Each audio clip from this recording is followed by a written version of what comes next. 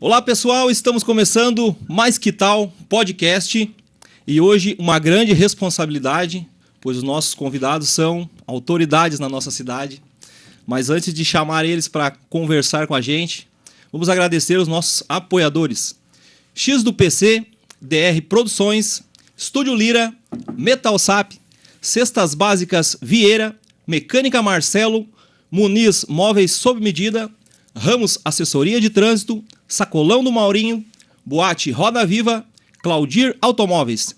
Pedir também para o pessoal se inscrever no nosso canal do YouTube, compartilhar, curtir, comentar, nos ajudar esse vídeo a chegar a mais e mais pessoas. Hoje, então, eu convidei para esse bate-papo nada mais, nada menos que o nosso prefeito Rodrigo Massulo e o nosso vice Marcelo Gaúcho. Tudo bom, Marcelo? Obrigado por ter vindo. Boa noite, Casquinha. Boa noite a todos que estão nos assistindo, nos acompanhando nessa noite bacana, né? Sensacional aí a tua ideia aí do Masquetal Podcast. Boa noite, Rodrigo, meu parceiro aqui. E estamos felizes aí também de estar participando aí do teu podcast. Para nós é uma honra. Boa noite, Rodrigo. Como é que tá? Boa noite, Casquinha. Boa noite ao Marcelo, a todos que nos assistem, especialmente aos patrulhenses que vão nos assistir, né, aqui no podcast Mais Que Tal. Uma alegria muito grande estar aqui contigo e aproveitar a oportunidade para te parabenizar por esse projeto, né, levando entretenimento para as pessoas, né, com pitadas aí de bom humor e muitas histórias de todos que por aqui passam. Então, para nós é uma alegria estar aqui contigo. Obrigado mais uma vez pela presença de vocês. E esse bate-papo, né, sempre quando a gente traz as pessoas aqui para conversar, eu sempre penso, né, em as pessoas conhecerem, né, porque provavelmente as pessoas conhecem o Rodrigo Massulo e o Marcelo Gaúcho a partir da política, né? Muitas pessoas, muitas vezes, realmente não sabem um pouco da história de vocês e eu gostaria que vocês contassem um pouco. Vamos começar com o Marcelo. Marcelo não é natural de Santo Antônio, né, Marcelo? De onde é que é a tua terra natal? Eu sou natural de Viamão, né, cara? De Viamão. Agora, por conta do Rodrigo, agora eu sou cidadão patrulhense, né, tia? Olha, a culpa é dele. Na política nós era taxado, o cara não é daqui, vocês vão votar num cara que não é de Santo Antônio e tal. E aí, na época, nós éramos vereadores, eu e o Rodrigo. E aí, todo ano, os vereadores escolhem lá o cidadão patrulhense, né, ou o cidadão emérito. E na época, o Rodrigo me presenteou aí com o título de cidadão patrulhense, né? Eu digo, agora, no dia que eu recebi, inclusive, eu digo, agora estou aqui. Agora é daqui, da terrinha. Então, na verdade, a gente é patrulhense, sim, de coração, né? Há 22 anos já em Santo Antônio da Patrulha e muito me orgulha. E tem uma história muito bacana aqui na cidade. Vim para Santo Antônio, né, para domar cavalos, cara. Mas de Viamão, tu veio para Santo Antônio? Na verdade, eu estava em Santa Cruz do Sul. Santa Cruz. Domando cavalo também. Domando cavalo. Lidava lá com o Laurindo Afonso, né? Eu me formei nessa lida do cavalo, né? De domas e tal, de rédeas. E na época eu trabalhava em Santa Cruz do Sul, na Cabanha Rota 5. E lá lidava com grandes nomes do freio de ouro, grandes cavalos com nomes do freio de ouro, né? E na época eu trabalhava com o Laurindo Afonso. O Laurindo Afonso é um cara que foi tricampeão do freio de ouro, que foi o cara que aprendeu a lidar com o cavalo com o Wilson Souza, que também é um cara que ganhou lá 3, 4 freios de ouro, acho que foi 3, se eu não me engano. Então, na época, eu trabalhava lá, mas eu corria, quando tinha 16, 17 anos ali, eu corria e tal, e lidava com a maratona de Porto Alegre lá. E na ocasião, o Paulo Silva, que é o organizador da maratona de Porto Alegre, foi nessa exposição, nós fomos em uma exposição em Guaíba e o Paulo Silva foi na exposição para comprar cavalos e eu estava na exposição expondo os cavalos lá. Na época, um filho do BT Balconeiro, que era um cavalo freio de ouro de 92, e esse cavalo era um cavalo que estava cotado lá para ser vendido por milhões e tal. E aí estamos assim nas cocheiras e tal, e passa o Paulo Silva, organizador da Maratona de Porto Alegre. Nós já nos conhecíamos das corridas. Ele passou, ele olhou, tchê, ele me viu primeiro, disse, tchê, o que tu faz aí? Tchê, eu te pergunto. E aí nos descobrimos ali, né, que ele tinha um Aras aqui em Santo Antônio e que eu lidava com cavalo. E aí na época passou e tal, e depois nos encontramos na corrida. O Paulo Silva perguntou, tia, tu tá ainda lá em Santa Cruz? Eu digo, tô lá com o Laurindo e tal, e gosto muito dele, né, um grande parceiro. E aí o Paulo Silva me convidou para vir para Santo Antônio. Perguntou, tia, tu não quer ir para Santo Antônio para lidar lá com meus cavalos e tal. Daí eu disse, não, no momento não. Aí passou um tempo, depois falando de novo. Aí o Laurindo Afonso faleceu. Eu disse, agora está na hora de eu sair de Santa Cruz. E aí o Paulo Silva, conversamos novamente, aí o Paulo Silva, né, convidou e disse, vamos lá para conhecer e tal. Vim para conhecer e a partir dali fiquei. Em que região aqui de Santo Antônio? Passo das Moças. Passo das Moças. Passo das Moças, né? E aí fiquei, cara, e tô até hoje aí, né, nessa função. E aí na época, isso era em 1999, né? E na época, rapaz, eu atracava esses bailão tudo lá naquela região, lá no Maracanã, Contendas, Passo das Moças, e tudo quanto é lugar lá, de a cavalo, rapaz, pros bailes. De a cavalo. De a cavalo pros bailes e tal. E aí depois, passou um tempo, conheci a Maristela, mãe do Guilherme, e aí casamos lá e tal, e aí fui ficando em Santo Antônio. Aí depois criei uma equipe de corrida, né? Uma equipe de corrida chamada Inspiração, que era uma equipe que nós levávamos aí as crianças carentes para todos os lugares do estado, né? Mas até então tu não tinha nenhuma relação com a corrida? Na corrida sim. Lá atrás, com 16 anos, eu corria. Tá. Falei, Mas de organizar assim o grupo... Não, aí foi aqui em Santo Antônio. Uhum. E aí, cara, criamos o grupo Inspiração ali. E ali nós começamos a viajar para tudo quanto é lado do estado aí, né? O Charles, por exemplo, que é o nosso atleta ultramaratonista aqui de Santo Antônio da Patrulha, ele começou comigo, né? Na época ele levava a filha para treinar, ele começou a gostar, depois começou a me ajudar no projeto, né? E nós tínhamos lá grandes atletas, né? A Morgana de Oliveira, que nós levamos a Morgana para Vila Velha, Espírito Santo, venceu uma prova lá no Espírito Santo, na época ganhou uns pila lá e tal, e tantos outros atletas. E aí comecei a treinar e tal, e aí as coisas vão acontecendo muito ao natural da vida da gente. E aí a política, nem pensava em política, na verdade, nem me envolvia com nada nessa questão de política, né? E aí passou o tempo, e aí o pessoal lá falava, as estradas eram muito ruins. E na época o pessoal falava, uma hora vamos ter que tocar fogo na estrada aí, não sei o que e tal. E aí eu digo, mas esses caras só falam e não fazem nada, cara. E aí teve um certo dia lá que eles falaram, né, tinha alagado a Venturosa, tinha alagado... sei que nós estávamos ilhados lá na Catanduvinha e a estrada da costa era horrível. E aí eles falaram lá, mas esse negócio de falar não tem fundamento, o cara tem que fazer, vamos agir, vamos fazer alguma coisa. E no momento não que dá falaram, muita ideia. E aí no momento que eles falaram lá e tal, ele então vamos trocar então. Os caras olharam assim, tipo meio assustado. Não, agora vamos fazer, vocês falaram, agora vamos fazer. E aí um já foi lá, já pegou uma coisa, pegou outra e tal, traquemos fogo lá na costa, na estrada da costa, rapaz. E aí ligamos para... O Jorginho era diretor de obras da época, o Jorginho que hoje é nosso secretário. Uhum. O Jorginho era diretor de obras, o seu Ferulho era o secretário e daí só era o prefeito. E aí, nós só vamos liberar aqui se vier o prefeito ou o secretário e tal. E aí, rapaz, foi o seu Ferulho na época. E aí tinha uma turma lá, umas mulheres lá meio revoltadas que já queriam... E tu era um dos líderes da manifestação. E aí eu tenho as mulheres que já queriam brigar lá com o seu Ferulho. Eu disse, não, só um pouquinho, vamos respeitar e tal. E aí foi e tal, arrumaram as estradas e ficou tudo tranquilo. Depois de só interromper, depois de 60 dias de chuva que a gente passou, agora ele vem me falar isso, não vai dar ideia para as pessoas, viu? A gente tenta ir em todos os lugares, né, Rodrigo? E aí, tia, passou um tempo ali, e aí, não sei quanto tempo, aí vem a eleição de 2012 ali, um pouco antes, e aí eu comecei a ser convidado aí pelos partidos políticos para concorrer, né? E aí na época eu lembro que inclusive foi o seu Ferulho lá. Foi um dos que foram lá em casa, o seu Ferulho, acho que o Vilmar Coelho, estiveram lá em casa me convidando para entrar para o partido, enfim. Aí outros mais e tal, o PT veio não sei quem mais e assim foi. E aí eu fui numa reunião do PTB e na época fui eu e o Toco que é do Catanduva. E fomos numa reunião do PTB lá e tal, e chegando lá, conversamos com o Branquinho, e aí jantamos e tal. No final, o Branquinho perguntou: então quer assinar a ficha aí e tal? Eu digo: quem sabe a gente assina outra hora. E aí o Toco veio, já assina aí de uma vez e tal. E aí assinei ficha lá e tal. Então ali com o PTB foi a tua primeira contato com a política?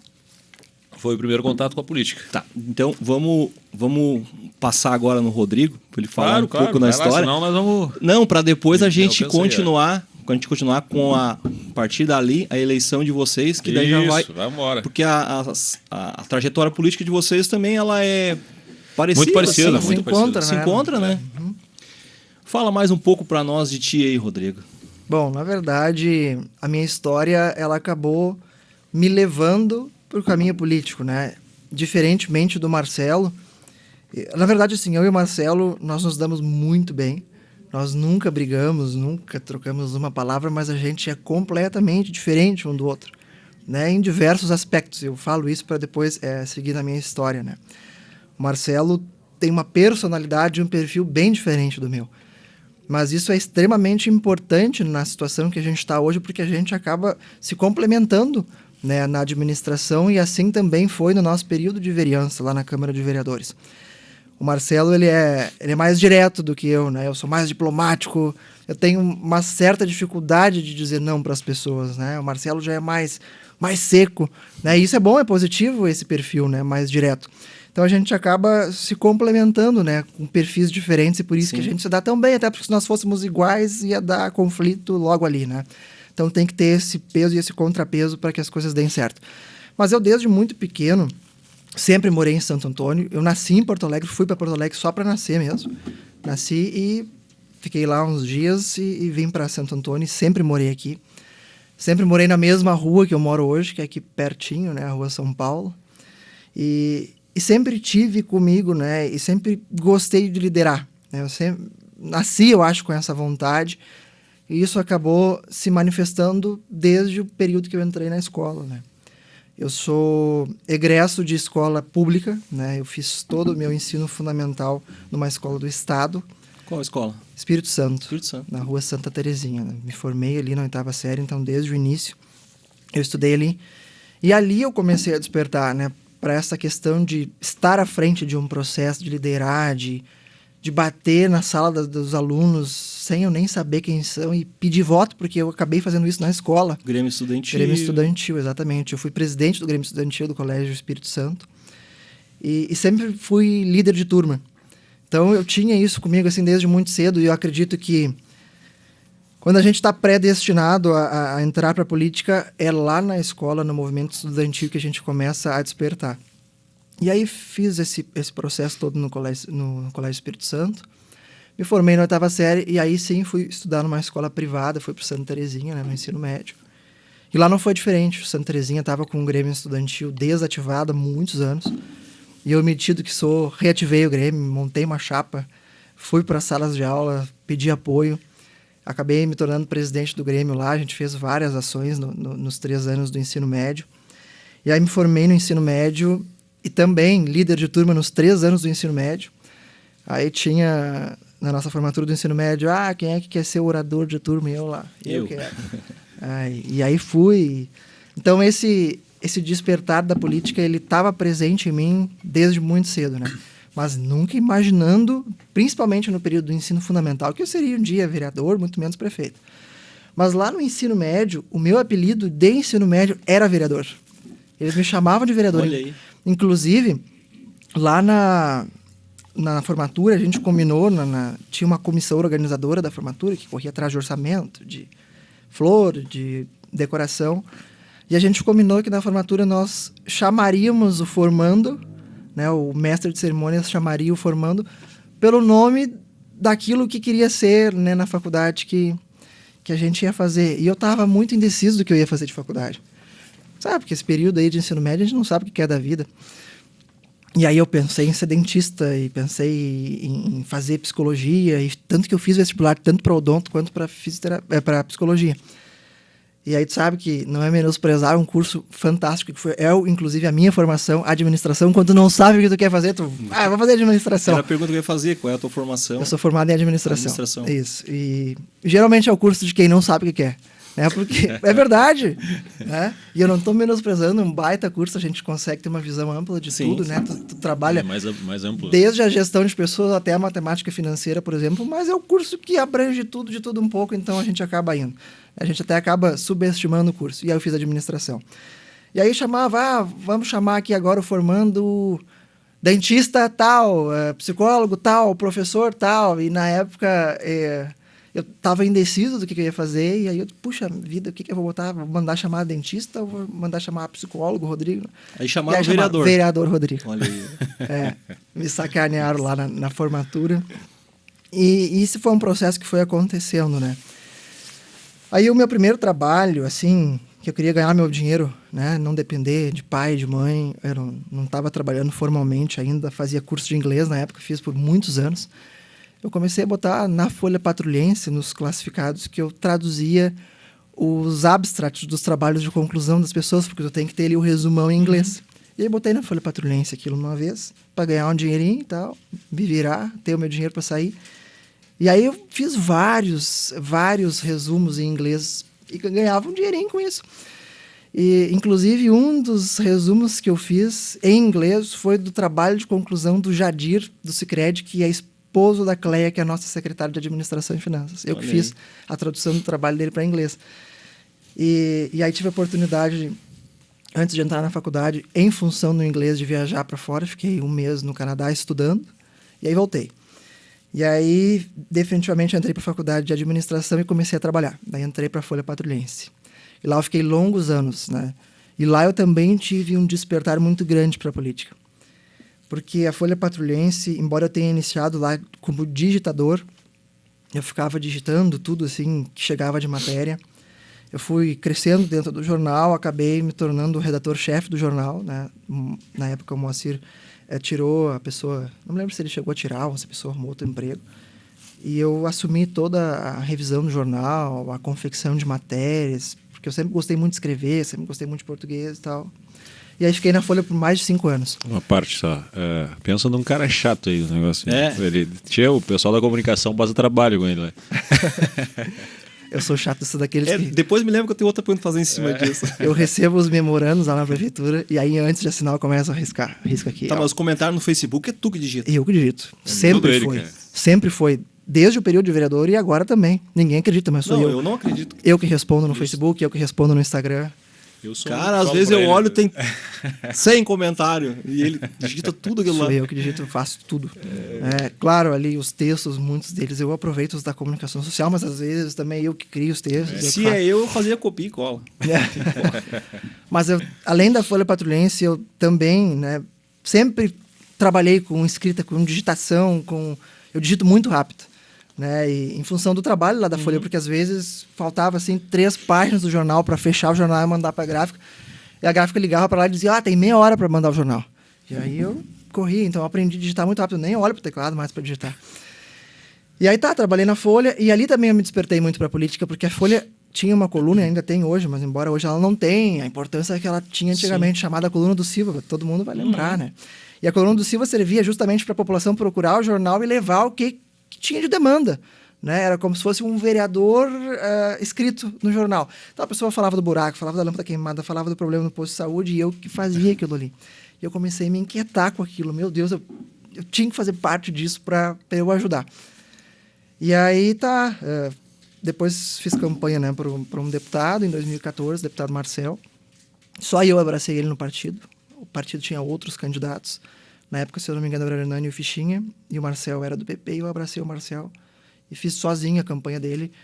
E aí peguei uns membros da juventude ali, sem nenhum real, assim. Ele não me mandou, mandou 10 mil, mandou 15 mil para imprimir santinho, para botar nada. E ele fez 645 votos naquela eleição. E ele se tornou o deputado... Estadual. Se tornou o deputado mais votado do partido em Santo Antônio, do PP. Sempre fui filiado ao PP também. E aí... certo dia ele chegou lá no jornal e disse: vim aqui te convidar para trabalhar comigo. E aí eu acabei, né, depois de de um tempo indo trabalhar com ele na Assembleia em 2015. Trabalhei 2015 inteiro e voltava todo dia a Santo Antônio, Porto Alegre. E lá eu também comecei a trabalhar na assessoria de imprensa dele. E acabei, num certo período, assumindo a assessoria de imprensa dele, né, coordenando todos os outros membros da equipe da Assembleia. Então, eu saí da Folha, que era um trabalho de produção de texto, de entrega, de correções, de revisões, para fazer algo parecido, só que na arena política, lá na Assembleia. Então, eu sempre tive esse convívio, né, com a escrita, com as palavras, e por isso que eu gosto tanto, eu sou tão chato nesse critério. E aí, não sei se continuo, se avança, tal. eu passo para o Marcelo. E aí, como eu vi que eu tinha conseguido me testar politicamente, porque aí lá em 2015, quando eu comecei a fazer campanha para o Marcelo, eu já tinha mais ou menos em mente que eu queria concorrer a vereador em 16. Então eu aproveitei a eleição de 2014 para me testar. Vou pegar esse cara que ninguém vai trabalhar com ele, né? Assim, de mão abanando, que ninguém conhece ele em Santo Antônio, e vou ver quantos votos eu consigo para ele. É uma febre, né? E aí eu fiz muito voto para ele, tanto que ele foi o mais votado no município do partido, né? No município não, do partido. E aí, poxa, mas se eu fiz 645 votos para um cara que ninguém conhece, eu acho que eu tenho chance de eu ser candidato. E aí fui trabalhar com ele em 2016, eu saí, me descompatibilizei para concorrer. Saí bem antes, a lei exige que tu saia em junho, eu saí lá em abril já para ficar aqui, para dar entrevista na rádio. Deixa eu só Claro. voltar sobre a questão do teu trabalho. Tu nunca trabalhou com o teu pai no engenho? Trabalhava, assim, informalmente, mas com vínculo formal de cumprir horário, de ir para lá, não. Sim, sim. Porque eu trabalhei com ele. É? Sério. Cara, ano de 97. É mesmo? Cara, várias vezes eu te via lá, Sim. passando piar lá no engenho lá. Faz um tempo.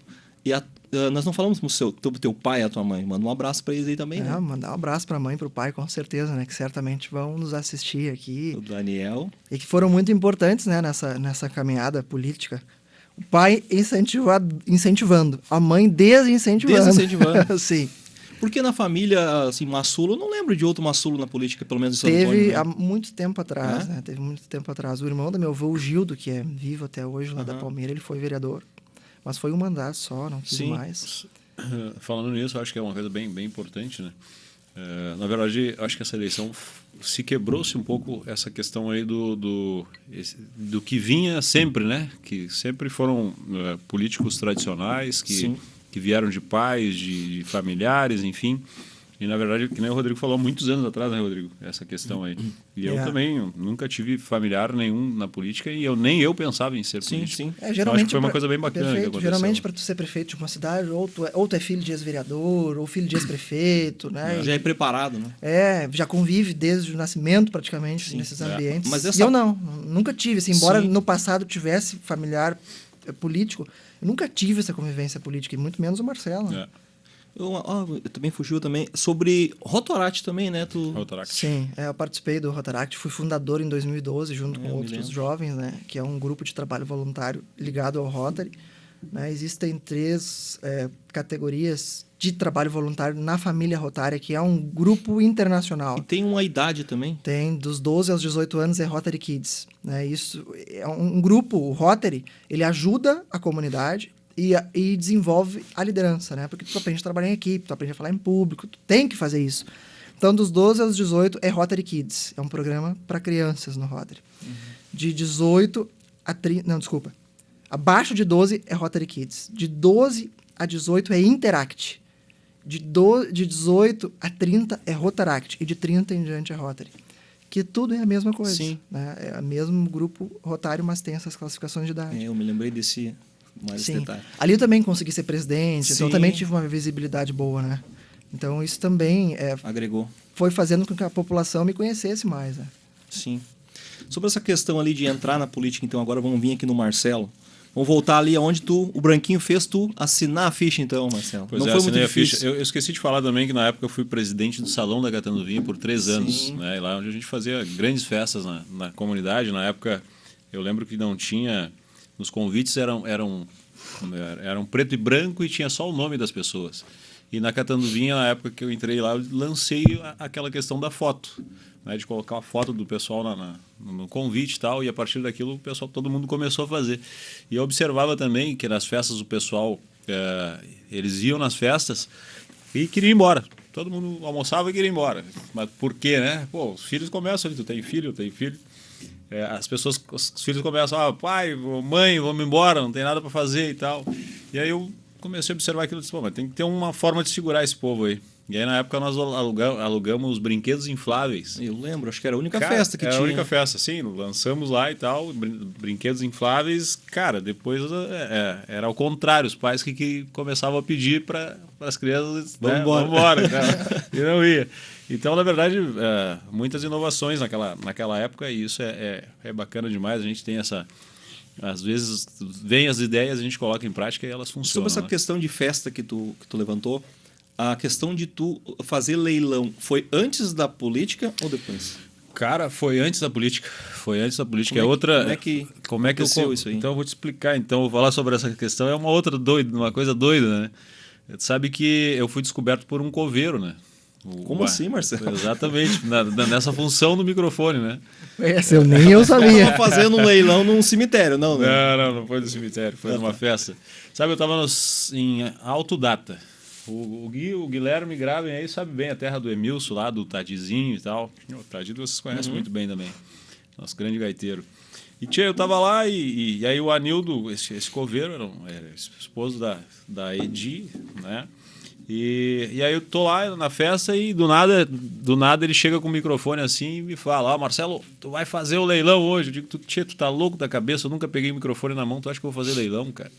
Tu vai fazer e não vou, e vai, não vou e tal. Ele tocou o microfone nos meus peitos. E aí, cara, fiz o tal do leilão. E aí dali, né, as outras comunidades visitam. Normal, uma comunidade visitar a outra. Dali já saí já com mais uns 3 leilões ali para fazer, né, na região e tal. E aí comecei a fazer leilão bingo e tal. E o Paulo Silva, que é volto no Paulo Silva, aí, o organizador da Maratona de Porto Alegre, estava numa festa catando vinho e viu eu fazendo leilão. E aí numa maratona eu fazia a organização lá da largada e chegada da maratona, né? E na época do Ranzolin, Rádio Gaúcha, só os fortes lá da Rádio Gaúcha e tal. E o Paulo, o irmão do Paulo fazia a premiação da maratona. E o irmão do Paulo teve que ir embora para Passo Fundo durante, né, a premiação. E aí o Paulo olhou para mim assim e disse, Tchê, tu não faz para mim lá a premiação da maratona? Eu digo, não, faço. Eu já estava, né, mais manso no microfone ali. E aí fiz aquela premiação. E a partir dali ele começou a me dar uma corrida, me dar outra e tal, e eu comecei a fazer as corridas no Rio Grande do Sul. E aí o Paulo me indicou para uma empresa de São Paulo, de Rio de Janeiro e tal. E, cara, os caras me ligavam. E aí dava ali 011, eu olhava no telefone e não vou, né? Deve ser a Vivo enchendo o saco, né? E aí eram os caras, rapaz, a empresa e passou e tal, eles contrataram um outro locutor. E aí não deu certo o locutor, e aí um certo dia lá o Paulo me falou, Tchê, os caras estão me dizendo lá que tu não atende o telefone deles. Eu digo, como assim, cara? Eu atendo o telefone de todo mundo e tal. E aí ele, não, o pessoal de São Paulo, cara. Eu disse, não, São Paulo não atendo mesmo. E aí comecei a atender e tal. E aí comecei a fazer provas para eles aqui no estado, né? E depois saí, fui para São Paulo, Rio de Janeiro, fui para Bahia, fui para o Espírito Santo, né? Vila Velha lá, enfim, em vários outros estados do Rio Grande do Sul. E aí comecei a fazer prova, cara. E hoje eu sou o locutor oficial da Maratona de Porto Alegre e locutor oficial das grandes provas do estado do Rio Grande do Sul, né? Tudo por conta de um coveiro que me descobriu lá, descobriu. Né? E, cara, eu tenho o maior orgulho de contar essa história e de toda a minha história de vida, porque se tu não olhar para isso, cara, tu não vai chegar a lugar nenhum, né? Então é importante demais a gente poder lembrar dessas pessoas que passaram na vida da gente e nos deram oportunidades, né? E é isso que eu falo, é dar oportunidade para as pessoas, né? E a gente tem feito isso, né, Rodrigo? De dar oportunidade para as pessoas. Eu vou te dar um exemplo aqui rapidão, né? Hoje nós temos ali a nossa secretária de planejamento, que é a Catiane, uma menina nova. 27 anos. E aí nós conversávamos e tal, vamos botar aqui e tal, vamos dar oportunidade para ela. E aí ela foi numa reunião conosco, né, Rodrigo? E aí falando, qual é o engenheiro que vai assumir a obra tal, como fiscal, isso e aquilo. Aí ela, tem o fulano, o beltrano, o ciclano, que são engenheiros novos que chegaram na prefeitura. Eu digo, então coloquem esses novos, porque a única forma deles aprenderem é eles, né, tendo oportunidade. Então, cara, isso é uma das coisas que eu sempre prezo, é dar oportunidade para as pessoas. Porque assim a gente às vezes descobre talentos que a gente jamais imaginaria, né? As pessoas jamais imaginariam que teriam. Sim. Né? No meu caso, eu nunca imaginei ser locutor esportivo. Né? Então hoje, como eu falei, faço as maiores provas com o maior orgulho de dizer que foi um cara que me descobriu lá no interior do Santo Antônio da Patrulha. Assim como tu descobriu também, né? Muita gente Com certeza. no projeto Inspiração lá na Catanduvinha, Sim, dando sim, oportunidade a para que eles corressem. O próprio Charles, É. que hoje é ultramaratonista, super conceituado e que vai disputar provas Vai para a Grécia agora. fora do país, né? Vai para a Grécia em seguida, se eu não me engano, em setembro. Eu assisti uma palestra do Charles semana retrasada no Colégio Santa Terezinha durante o Empreenda SAP, um evento sobre empreendedorismo, e quando ele começou a contar a história, ele citou o Marcelo. O Marcelo não sabe disso porque ele não estava lá no dia, mas ele disse que ele iniciou com o Marcelo no projeto lá na Catanduvinha e dizia que quando ele corria lá na Catanduvinha, o pessoal às vezes estava, né, capinando ali nas suas propriedades e gritava para ele: para de correr, vai carpir uma roça aí, vai trabalhar. E então, mesmo, né, com a adversidade, alguém acreditou nele e o mais importante, ele acreditou nele mesmo. E aí ele está hoje, né, representando o Brasil, né, fora do país. É importante demais, né? E o Rodrigo, antes aqui a gente falava em off ali na questão de acreditar, né? E hoje é moda né? A roupa rasgada é moda, né? E sabe, falando em oportunidade, eu lembro que o Rodrigo falou naquela hora, quando eu era piá, que a minha família era muito humilde.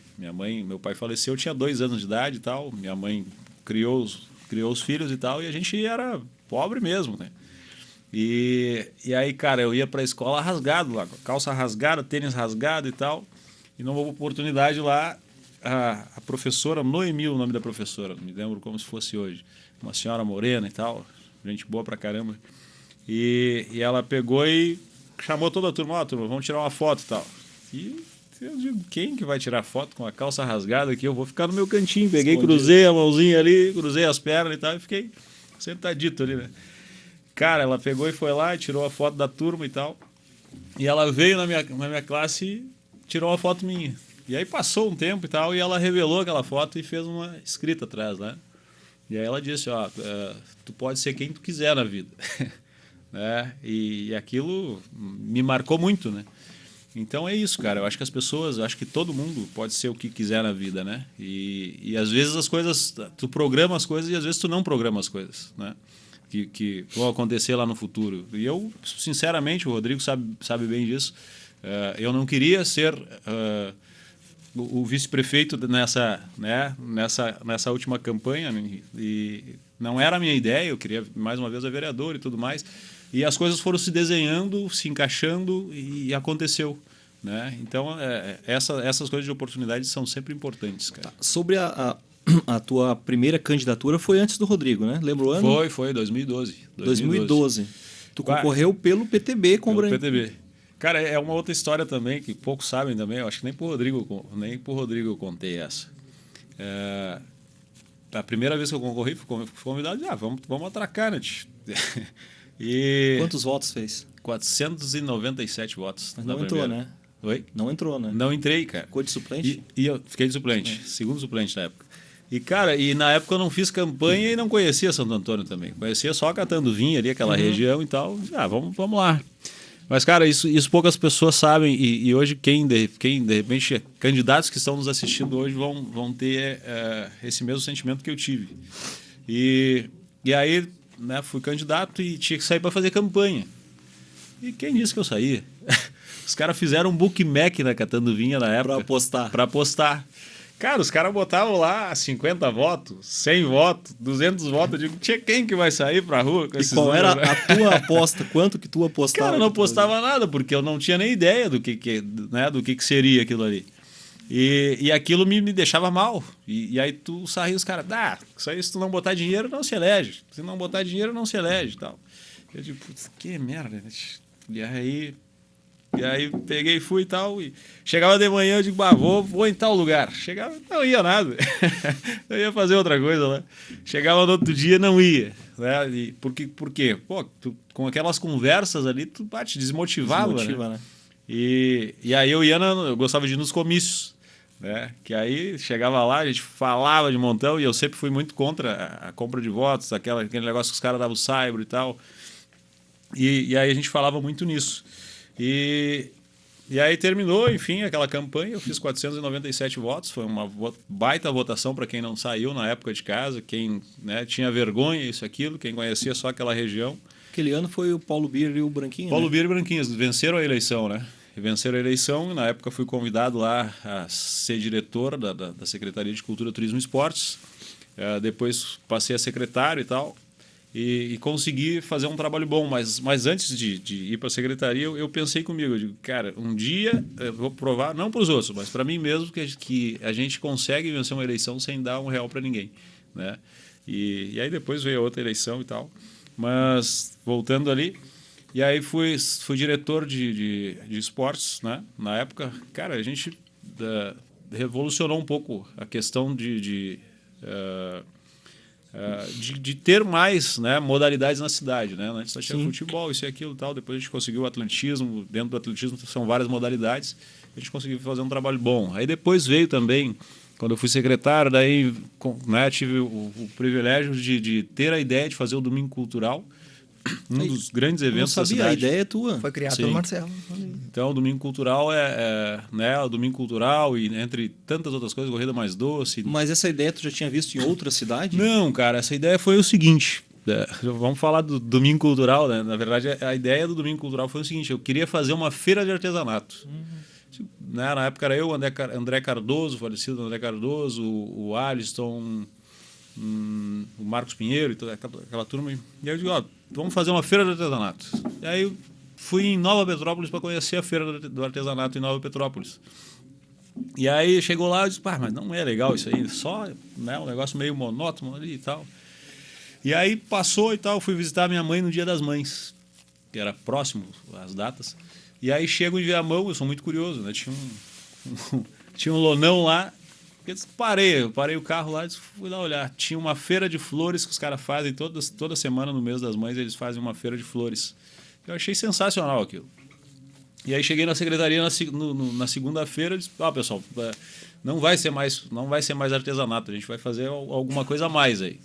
E aí disse, vamos fazer, né, vai ter aí o artesanato, vamos botar flores. Aí o André Cardoso já, eu tenho um amigo que faz sushi e tal, eu tenho um outro lá que faz o churros gourmet e tantas outras coisas. Já, então vamos fazer um show aqui e tal. E aí foram botando ideias. E, cara, era frio pra caramba, era no mês de junho, 2015, mês de junho de 2015. E nós lançamos o Domingo Cultural. E frio, cara. E eu sou muito chato nesse negócio de organização. Então, esse negócio de horário sempre digo que foi feito para cumprir. Era 6h30 da manhã, tava eu e o cachorro. Meu cachorro que me acompanha hoje é o mascote da Maratona de Porto Alegre.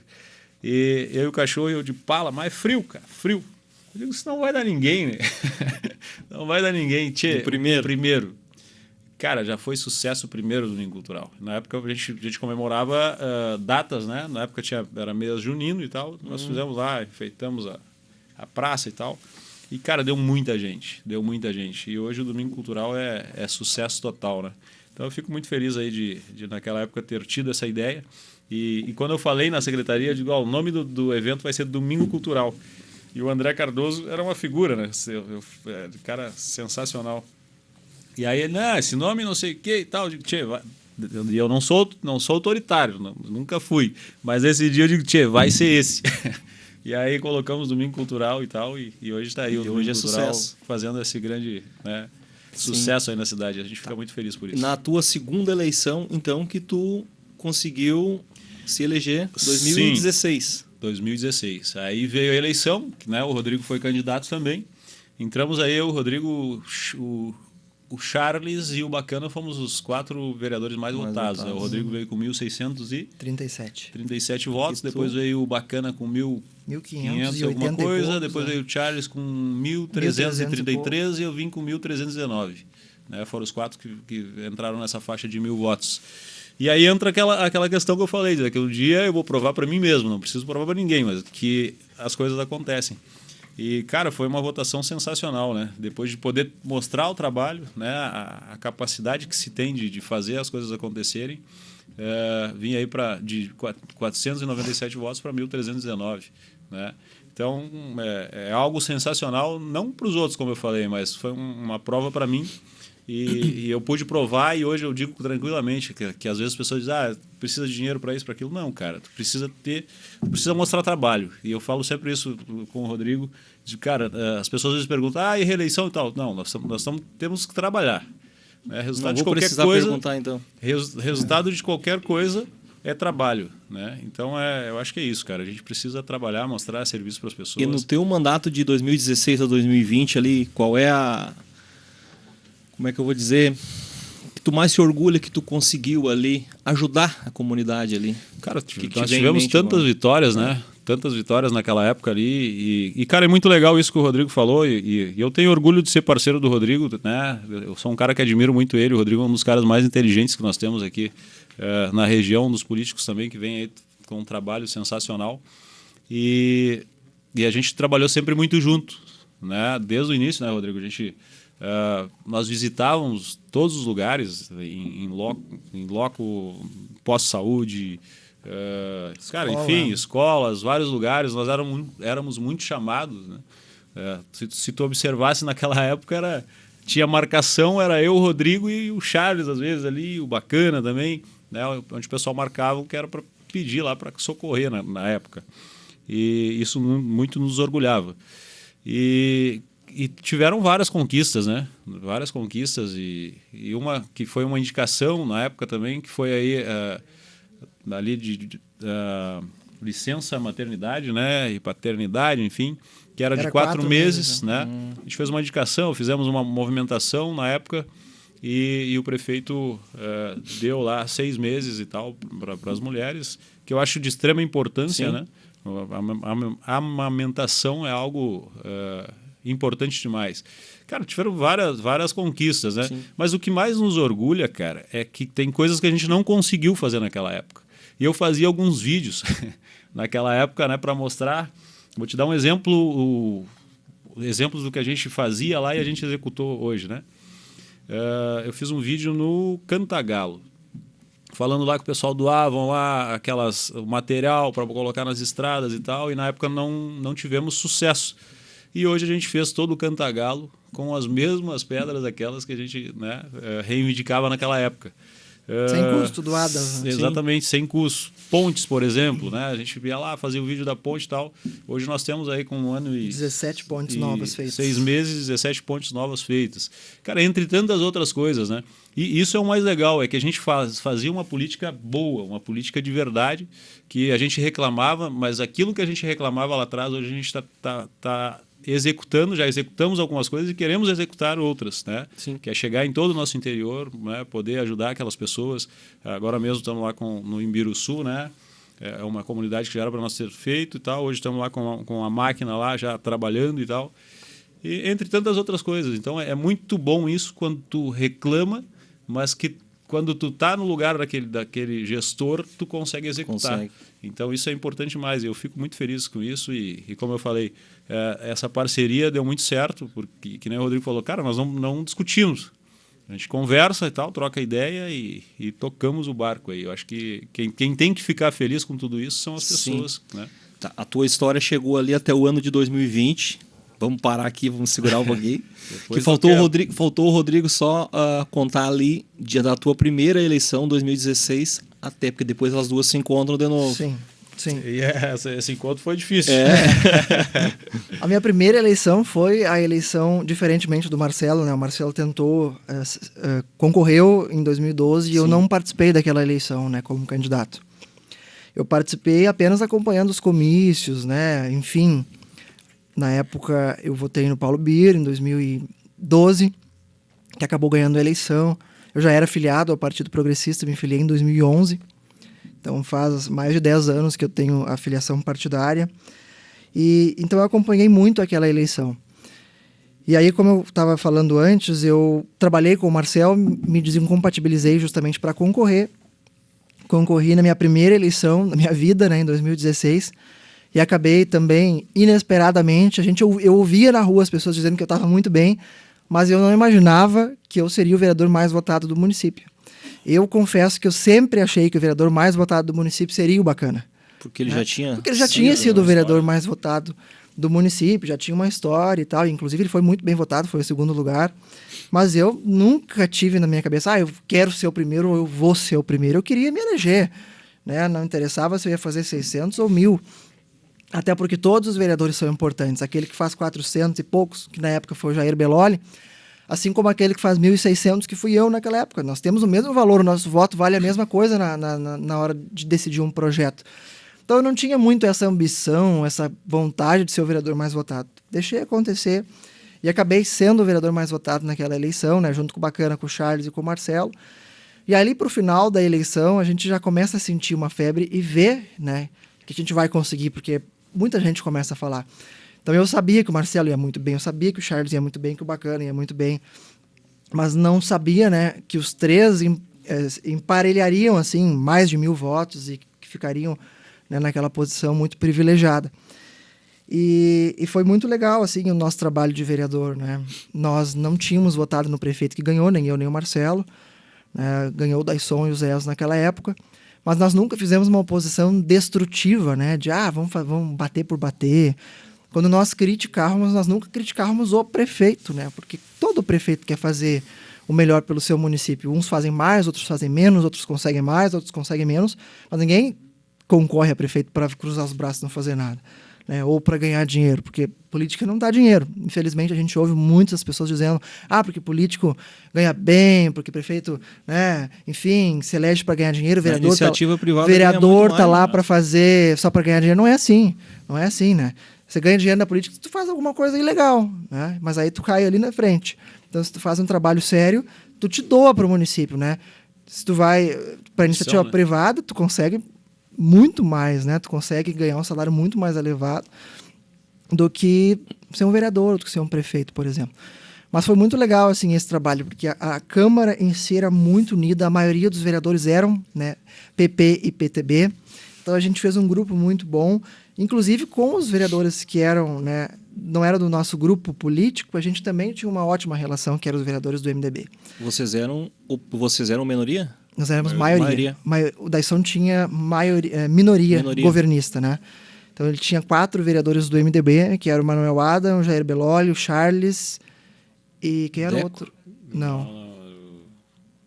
O Manuel e o Adilino. O Manuel, Adilino, o Charles, quem era o outro? E o Jair. E o Jair. Tinha uma relação muito boa, nós todos com eles. Então a gente muitas vezes saía junto, ia visitar alguma coisa junto. Mas eu e o Marcelo acabamos, né, fazendo isso desde o início e nos mantivemos com o mesmo perfil até o final, assim, visitando, né, saindo junto, indo fiscalizar, reclamando junto, né, postulando alguma melhoria junto. E eu tinha um projeto que eu acabei sendo pioneiro, assim, na época, né, na Câmara, que era o gabinete móvel, né? Eu ia todo mês para uma comunidade diferente, armava lá um gazebo, levava um chimarrão, uma planilha e divulgava antes da comunidade, esperava as pessoas, né, chegar para trazer as demandas, sempre deixando claro, olha, eu não tenho poder, eu sou vereador, meu poder é só cobrar, né? Não faço parte do governo, não sou do partido do prefeito, mas eu vou tentar levar para ele e cobrar essas demandas. E eu lembro que eu fiz o primeiro na Palmeira, armei a barraca lá na frente do Liberdade e, surpreendentemente, eu atendi das 10 ao meio-dia, porque era esse período que eu ficava. Não ia muito cedo, porque o pessoal era sábado, dormia, né? Sim. Era dia de descansar, das 10 ao meio-dia. Eu atendi 67 pessoas. Tudo isso. Então foi um estouro, assim, foi muito legal. E aquilo me empolgou. Depois eu fui pro Barro Vermelho, foi o meu segundo, eu lembro muito bem. Fiquei do lado do mercado ali, né, da Laisa. E assim eu fui indo. Fui para Teresa, para Coab. Acabei indo em quase todas as comunidades de Santo Antônio, né? Não fui em todas porque não deu tempo em função do número elevado que a gente tem de comunidades, né? Mas eu ia muitas vezes nas comunidades centrais, ali, por exemplo. Ia no Chico Lumã, mas avisava o pessoal, né, ali dos arredores, né? Para ir. Falava pro pessoal Tapumes, falava, enfim. Então eu fiz isso o meu mandato inteiro, né? Dava muito trabalho, tinha que acordar mais cedo, sábado, tinha que fazer chimarrão, tinha que ir para a rua, tinha que fazer um trabalho uma semana antes de divulgação. Eu imprimia uns convitezinhos, né? E uma semana antes eu largava no supermercado, no boteco, eu largava nos lugares pedindo que as pessoas avisassem, né? Algumas vezes até pagava no meu bolso ali, botava carro de som, avisando que eu estaria lá. E aquilo mostrou que era possível, né, essa aproximação do eleitor, do cidadão com o político, né? E muita gente dizia assim... Eu lembro que na Palmeira, uma senhora disse assim para mim, eu comecei a fazer acho que em março de 2017, primeiro ano de mandato. Eu só não fazia em janeiro e fevereiro, porque era período de praia. Uma senhora disse assim, o que tu tá fazendo aqui? Tu recém se elegeu, tá longe da eleição. Isso não era comum, né? Então, isso foi um marco muito legal, assim, na minha trajetória de vereador. E eu distribuí o meu cartãozinho de visita para todo mundo. Então, todo mundo tinha meu número e tem até hoje. Então, eu recebo muito WhatsApp, especialmente por causa daquela época, porque eu distribuí o meu cartão de visita para as pessoas que iam falar comigo. E aí, até hoje, né, é o mesmo número. Então, todo mundo tem meu telefone, eu jamais pensei em nunca vou fazer isso, de trocar de número porque subi de cargo ou porque mudei de cargo, né? A gente segue sempre sendo as mesmas pessoas, né? Eu acho que isso que também mostra o carinho da população com a gente, porque a gente não mudou, né? A gente está aqui de passagem. Hoje eu sou prefeito, amanhã talvez eu não vá ser. Eu era vereador, não era... Enfim, isso aqui a gente está no cargo, a gente não é prefeito, a gente não é vereador, né? A gente está vereador, a gente está prefeito. Então, foi muito legal, assim. E a parceria com o Marcelo se destacou. Eu me dava bem com todos, tinha parceria com todos, mas a parceria mais forte era com o Marcelo, porque a gente tinha um perfil e uma linha de trabalho muito parecida, né? Embora a gente seja bem diferente um do outro, mas a linha de atuação era muito parecida. E foi muito difícil de convencer o Marcelo? Foi muito difícil. Mas antes disso, eu queria te perguntar, mas como é que foi ali para ti, o pessoal do partido fez... Eles que já pensavam... Foi muito natural.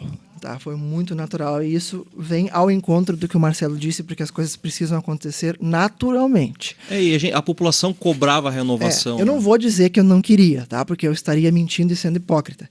Porque eu sempre tive comigo, como eu disse lá aqui no início do podcast, que eu sempre tive vontade, né, de entrar para a política, mas assim, nunca acreditando ou imaginando que seria de fato tão rápido. Mas eu sempre gostei de liderar. E é óbvio que quando a gente entra para um mandato eletivo, a gente, né, tem vontade de conseguir fazer mais. A gente só consegue fazer mais se a gente consegue, né, ascender nesses cargos. E eu tinha aquela vontade comigo, mas eu nunca disse para o partido, nunca, eu vou ser o candidato a prefeito. Eu nem dizia que eu quero ser o candidato a prefeito.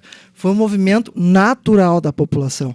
Em 2018, quando fechou um ano de mandato, as pessoas já diziam no Facebook, futuro prefeito, futuro prefeito, futuro prefeito. Então foi uma coisa espontânea que foi tomando uma proporção que o próprio partido, né, ficou sem, não diria sem clima, mas meio que direcionado a chegar no meu nome em função daquele apelo popular, né, que tinha. É muito comum, por exemplo, lá no último ano de mandato, começar esse movimento. Só que esse movimento começou no fim do primeiro ano do meu mandato de vereador. E aí só aumentou e foi muito natural. Isso nunca fui eu que impus ou que disse que seria. Né? Eu tenho uma postagem aqui, eu vou tentar achar aqui para vocês aqui, que é do Binho, né? Uhum. Que o Binho falou, não lembro como é que foi. Vou tentar achar aqui, vou mostrar para vocês. Eu lembro, ele botou na coluna dele. Aqui, já achei. Tá aqui, ó. Estão faltando mais ou menos 1.340 dias para 2020, que é logo ali. Já começam as especulações, as novas lideranças começam a surgir. Como opções, Rodrigo Massulo, PP, e Marcelo Gaúcho, PTB. Tem recebido muitos elogios devido à atuação de ambos no Legislativo. Então, isso... 1.300 dias quer dizer que faltava 3 anos para a eleição. Exatamente. Tá, e ali para convencer o Marcelo, como é que foi? O que estava pegando? Tu já falou um pouco, Marcelo. Rodrigo, falar um pouco. Primeiro porque, de fato, não era algo que ele, né, intencionava, né? Mas era algo que eu queria muito porque era natural, não seria algo estranho, porque essa parceria já veio desde o início. Então era a coisa mais natural do mundo que isso acontecesse e não soaria estranho para a população. E houve um apelo também da população. Exato. E aí começou, depois que, de fato, meio que se formalizou, ainda que extraoficialmente, a minha pré-candidatura, o pessoal começava, como nós andávamos muito junto, né? As pessoas automaticamente ligaram a nossa atuação uma à outra. E aí todo mundo, o vice tem que ser o Marcelo, o vice tem que ser o Marcelo, o vice tem que ser o Marcelo. Então também houve um movimento natural, né, de indicação da população para o nome do Marcelo. E quando eu fui falar com ele, assim, sondar, ele já descartou na hora. Não, eu vou mais uma vez a vereador. Tá. E também o processo de coligação com o PTB era algo muito natural, porque já vinha da outra eleição e porque a nossa atuação PP-PTB na Câmara era praticamente a mesma. Nós nos reuníamos, nós tínhamos uma sintonia muito, muito, muito forte. Então eu não conseguia imaginar o PP com outro partido de parceiro que não fosse o PTB. Ou nós íamos sozinhos, tentar, arriscava tudo, ou nós íamos com o PTB. E aí outros nomes foram indicados pelo PTB, que não o do Marcelo, justamente porque o PTB também, né, mais ou menos sabia que não era a intenção do Marcelo. E aí outros nomes do PTB diziam, né, eu quero, eu estou à disposição, e isso, né, acabou sendo dito para mim, o vice vai ser o candidato Y do PTB.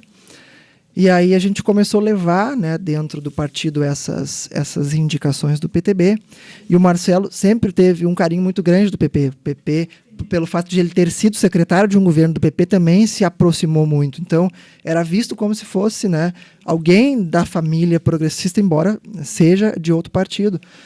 E o PP também nutria, né, muita esperança e queria muito o Marcelo. Até que nós fizemos uma pré-convenção, assim, não oficial, e naquela oportunidade o partido disse, não, se não for o Marcelo, nós vamos sozinho. E aí esse recado foi dado para o PTB. E o PTB foi conversar com outros partidos. E aí eu cheguei a montar uma chapa sozinho para concorrer a prefeito. A Jacira seria minha vice. Né? Nós nos reunimos lá na reunião do partido. E a Jacira não estava nessa reunião e ligamos para ela. Jacira, não deu certo com o PTB. Hoje, internamente, tu é o nome mais forte para concorrer junto, né? Vai ser legal, né? Uma presença feminina na chapa, um jovem com uma mulher. E nós gostaríamos de que tu fosse a vice-prefeita. E aí ela também, assim, de cara, disse não, porque a Jacira estava com uma eleição pronta para vereadora, né? Ela já tinha concorrido. Já tinha concorrido na última a vice. E aí ela pensou, né? Eu imagino que ela tenha pensado isso, poxa, mas eu fui candidata a vice e perdi a eleição. Agora eu vou de novo numa eleição que é certo que eu vou ser vereadora, eu vou arriscar. Então de início ali ela disse que não, e aí todo mundo foi para cima dela. Nós precisamos definir, precisamos montar a chapa, começar uma pré-campanha. E aí ela disse, olha, se esse é o apelo de todos, eu aceito ser vice. Marcelo, e tu não tinha essa dúvida que a Jacira tinha, não? Da eleição?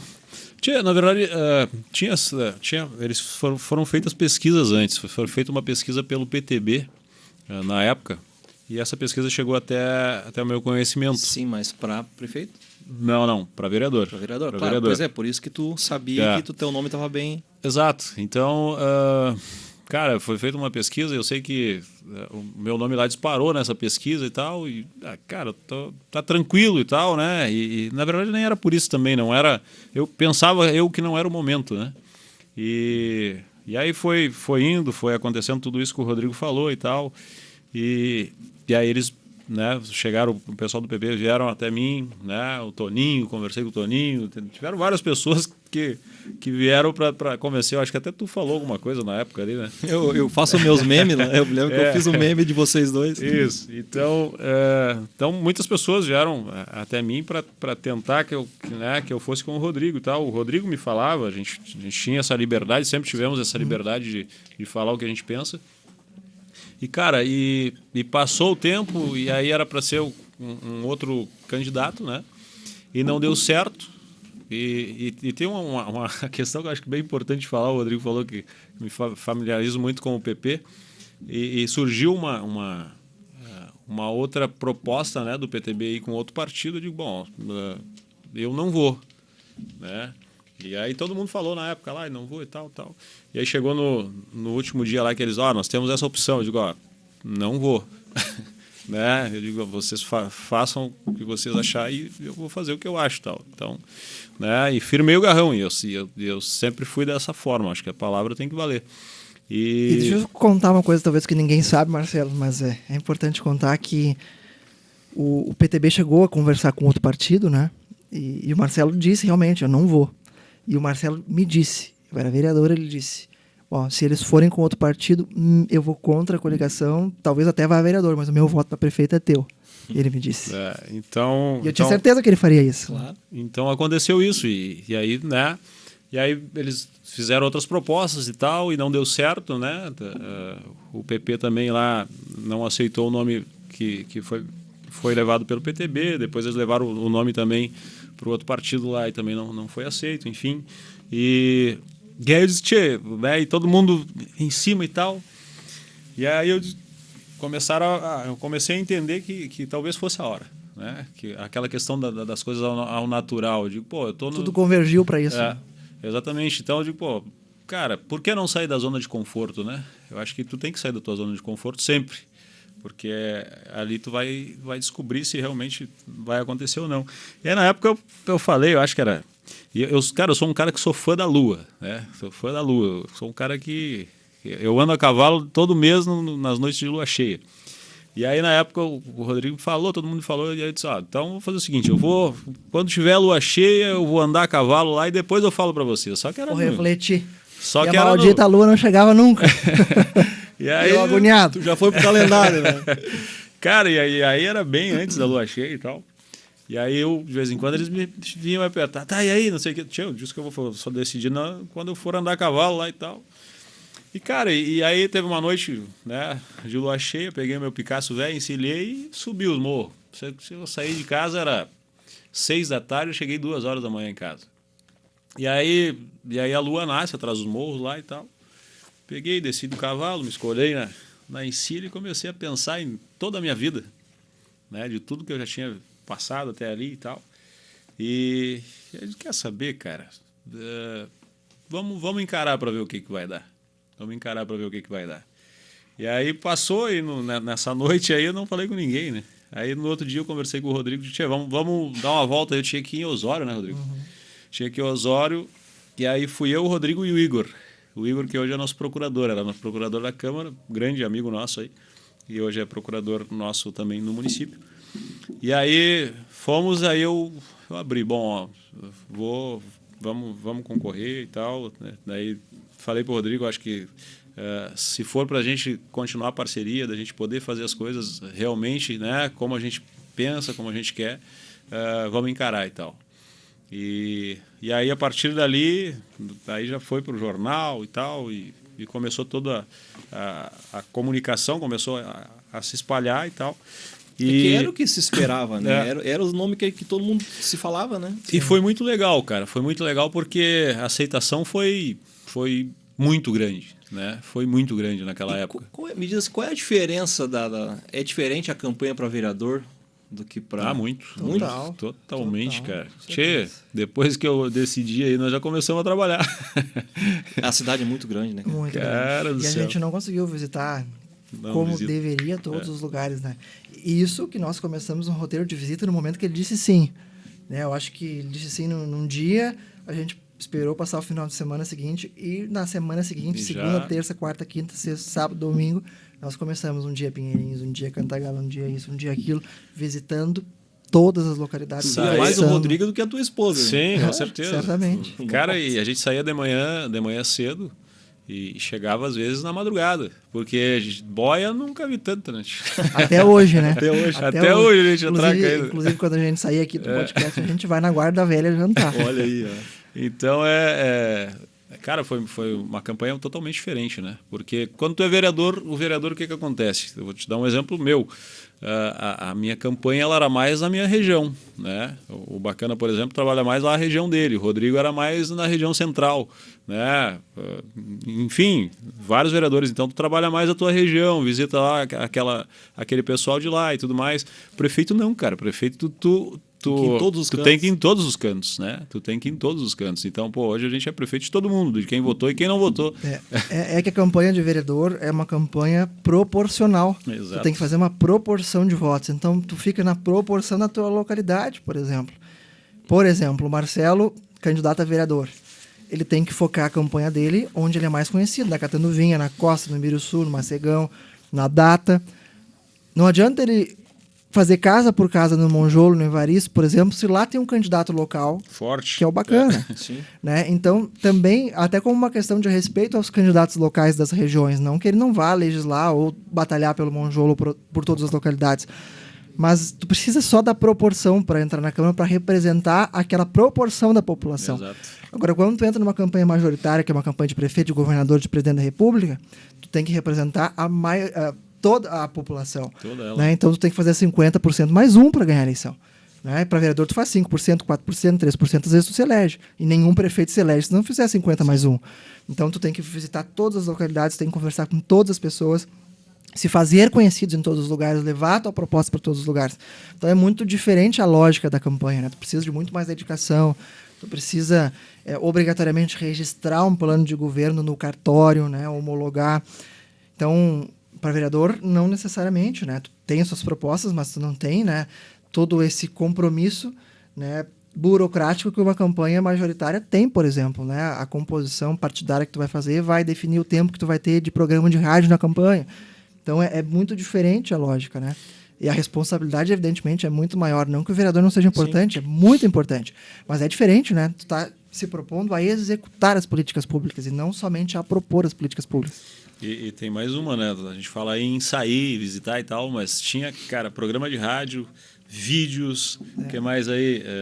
Cara, Tudo, era muita né? coisa. Era muita coisa. Fotos. Fotos, cara. E nesse tempo que vocês tiveram em campanha, correndo para lá e para cá, lembra alguma história engraçada aí, Rodrigo, que vocês passaram aí, não?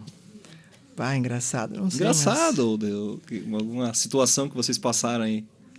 Cara. Deixa eu Foram lembrar. tantas coisas. Tanto. Foram tantas coisas que se passou aí. Mas, cara, foram momentos sensacionais, né?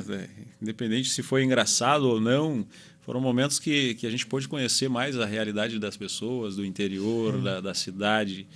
E, cara, mas não consigo lembrar agora, assim, não sei se tu lembra de alguma aí. Se mais para frente lembrar, a gente pode voltar. Isso. Tá, assim, ó, depois chegou outubro, foi outubro, né? Novembro. Mudou por causa da pandemia. 15 de novembro. Rodrigo Massulo e Marcelo Gaúcho, prefeito e vice. Quando é que caiu a ficha? Mas antes disso teve toda uma né? Teve toda essa correria, Rodrigo. Acho que é importante a gente falar foi a respeito novembro, de né? pesquisas. Né? Sim. Cara, eu sou um cara que não eu era um cara que não acreditava em pesquisas, né? E nós iniciamos a campanha, né, Rodrigo? E nós tínhamos pesquisas. Fizemos 5. Eu não me lembro agora, mas foi por aí. 5 pesquisas. E, cara, e aquelas pesquisas davam um número exagerado. Desde o início. Desde o início, aquelas pesquisas exageradas e tal. Eu digo, cara, mas não pode estar certo isso. Nós conversávamos, eu digo, cara, mas não dá, não tem lógico o negócio. Eu achei até muito estranho essa última, porque todas as eleições em Santo Antônio, eu gosto de acompanhar, não me envolvo com ele, mas gosto de acompanhar. Sempre no sábado sai uma pesquisa. E essa última eleição não saiu. Nós tínhamos... E aí eu fiquei pensando. Nós fizemos uma pesquisa antes de iniciar a campanha em si, fizemos 2, 3, 4 ao longo da campanha. 5, acho. Mas o resultado das pesquisas sempre deu 5 mil votos. Sempre girou em cima de 5 mil votos desde o primeiro dia da campanha e antes de iniciar a campanha. E nós testamos não só os adversários que efetivamente foram os candidatos. Nós até porque antes de a gente saber quem seriam os candidatos, né, do outro lado, nós testamos outros nomes também e não mudava mais ou menos essa proporção. Até que na reta final da campanha a gente começou a ficar intrigado. Não pode estar certo. E eu lembro que tinha alguém que era de um outro partido e tal, mas estava na coligação. E nós fizemos uma reunião, cara, e o cara falou lá, e a gente sempre com os pés no chão, né, Rodrigo? Sempre com muita humildade, os pés no chão. Acho que isso sempre eu sempre falo que isso é uma das premissas. A gente tem que estar né, com os pés no chão e sempre com muita humildade. E o cara me falou lá, me saiu alguma conversa lá, isso vai ser, né, deu um discurso e tal, e vai ser mais de 5 mil votos. Pá, cara, eu fiquei bravo com aquilo. Eu digo, tchê, deixa eu te falar, faz o favor, tu não fala mais isso. Não fala mais isso. Então, né, a gente tem que trabalhar, a gente tem que fazer as coisas acontecerem. Então, por favor, não fala mais isso e tal. E aí o cara, né, falou aquilo, e aí depois que passou, com as pesquisas ali, a gente ficou, né, sabendo, né, Rodrigo? Mas aí também tem uma questão, né? Lá nos últimos dias de campanha, bateu de novo os 5 mil votos, assim. E a gente, que merda, não pode estar certo isso. Não tá mudando e Não tá mudava, muita não distância. E nunca aconteceu isso em Santo Antônio, porque sempre foi 2000. Sim. Paulo Biro uma vez chegou a uma diferença de 500 votos quando perdeu a eleição, 500, mil e pouco, máximo 2.000 e pouquinhos votos de diferença.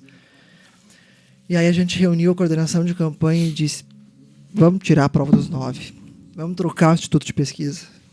Nós não estamos acreditando nisso. Aí combinamos de fazer uma pesquisa assim, muito perto do dia da eleição, né, para ver se ou a gente ficava mais confiante ou a gente se desesperava, porque daí estava tudo errado que a gente viu, né? Imagina, dois guri que nem eles eram chamados. E aí naquela semana, assim, eu lembro que na segunda-feira foi lançada, né, uma fake news, né, contra minha mãe, assim, uma mentira absurda, assim. E aí a gente fez a pesquisa com outro instituto. E aí deu o resultado e tinha aumentado. Aí não deu mais 5, deu quase 6 mil de diferença. Mas que coisa. Não só confirmou como aumentou e ainda, né, numa semana que estamos nos batendo.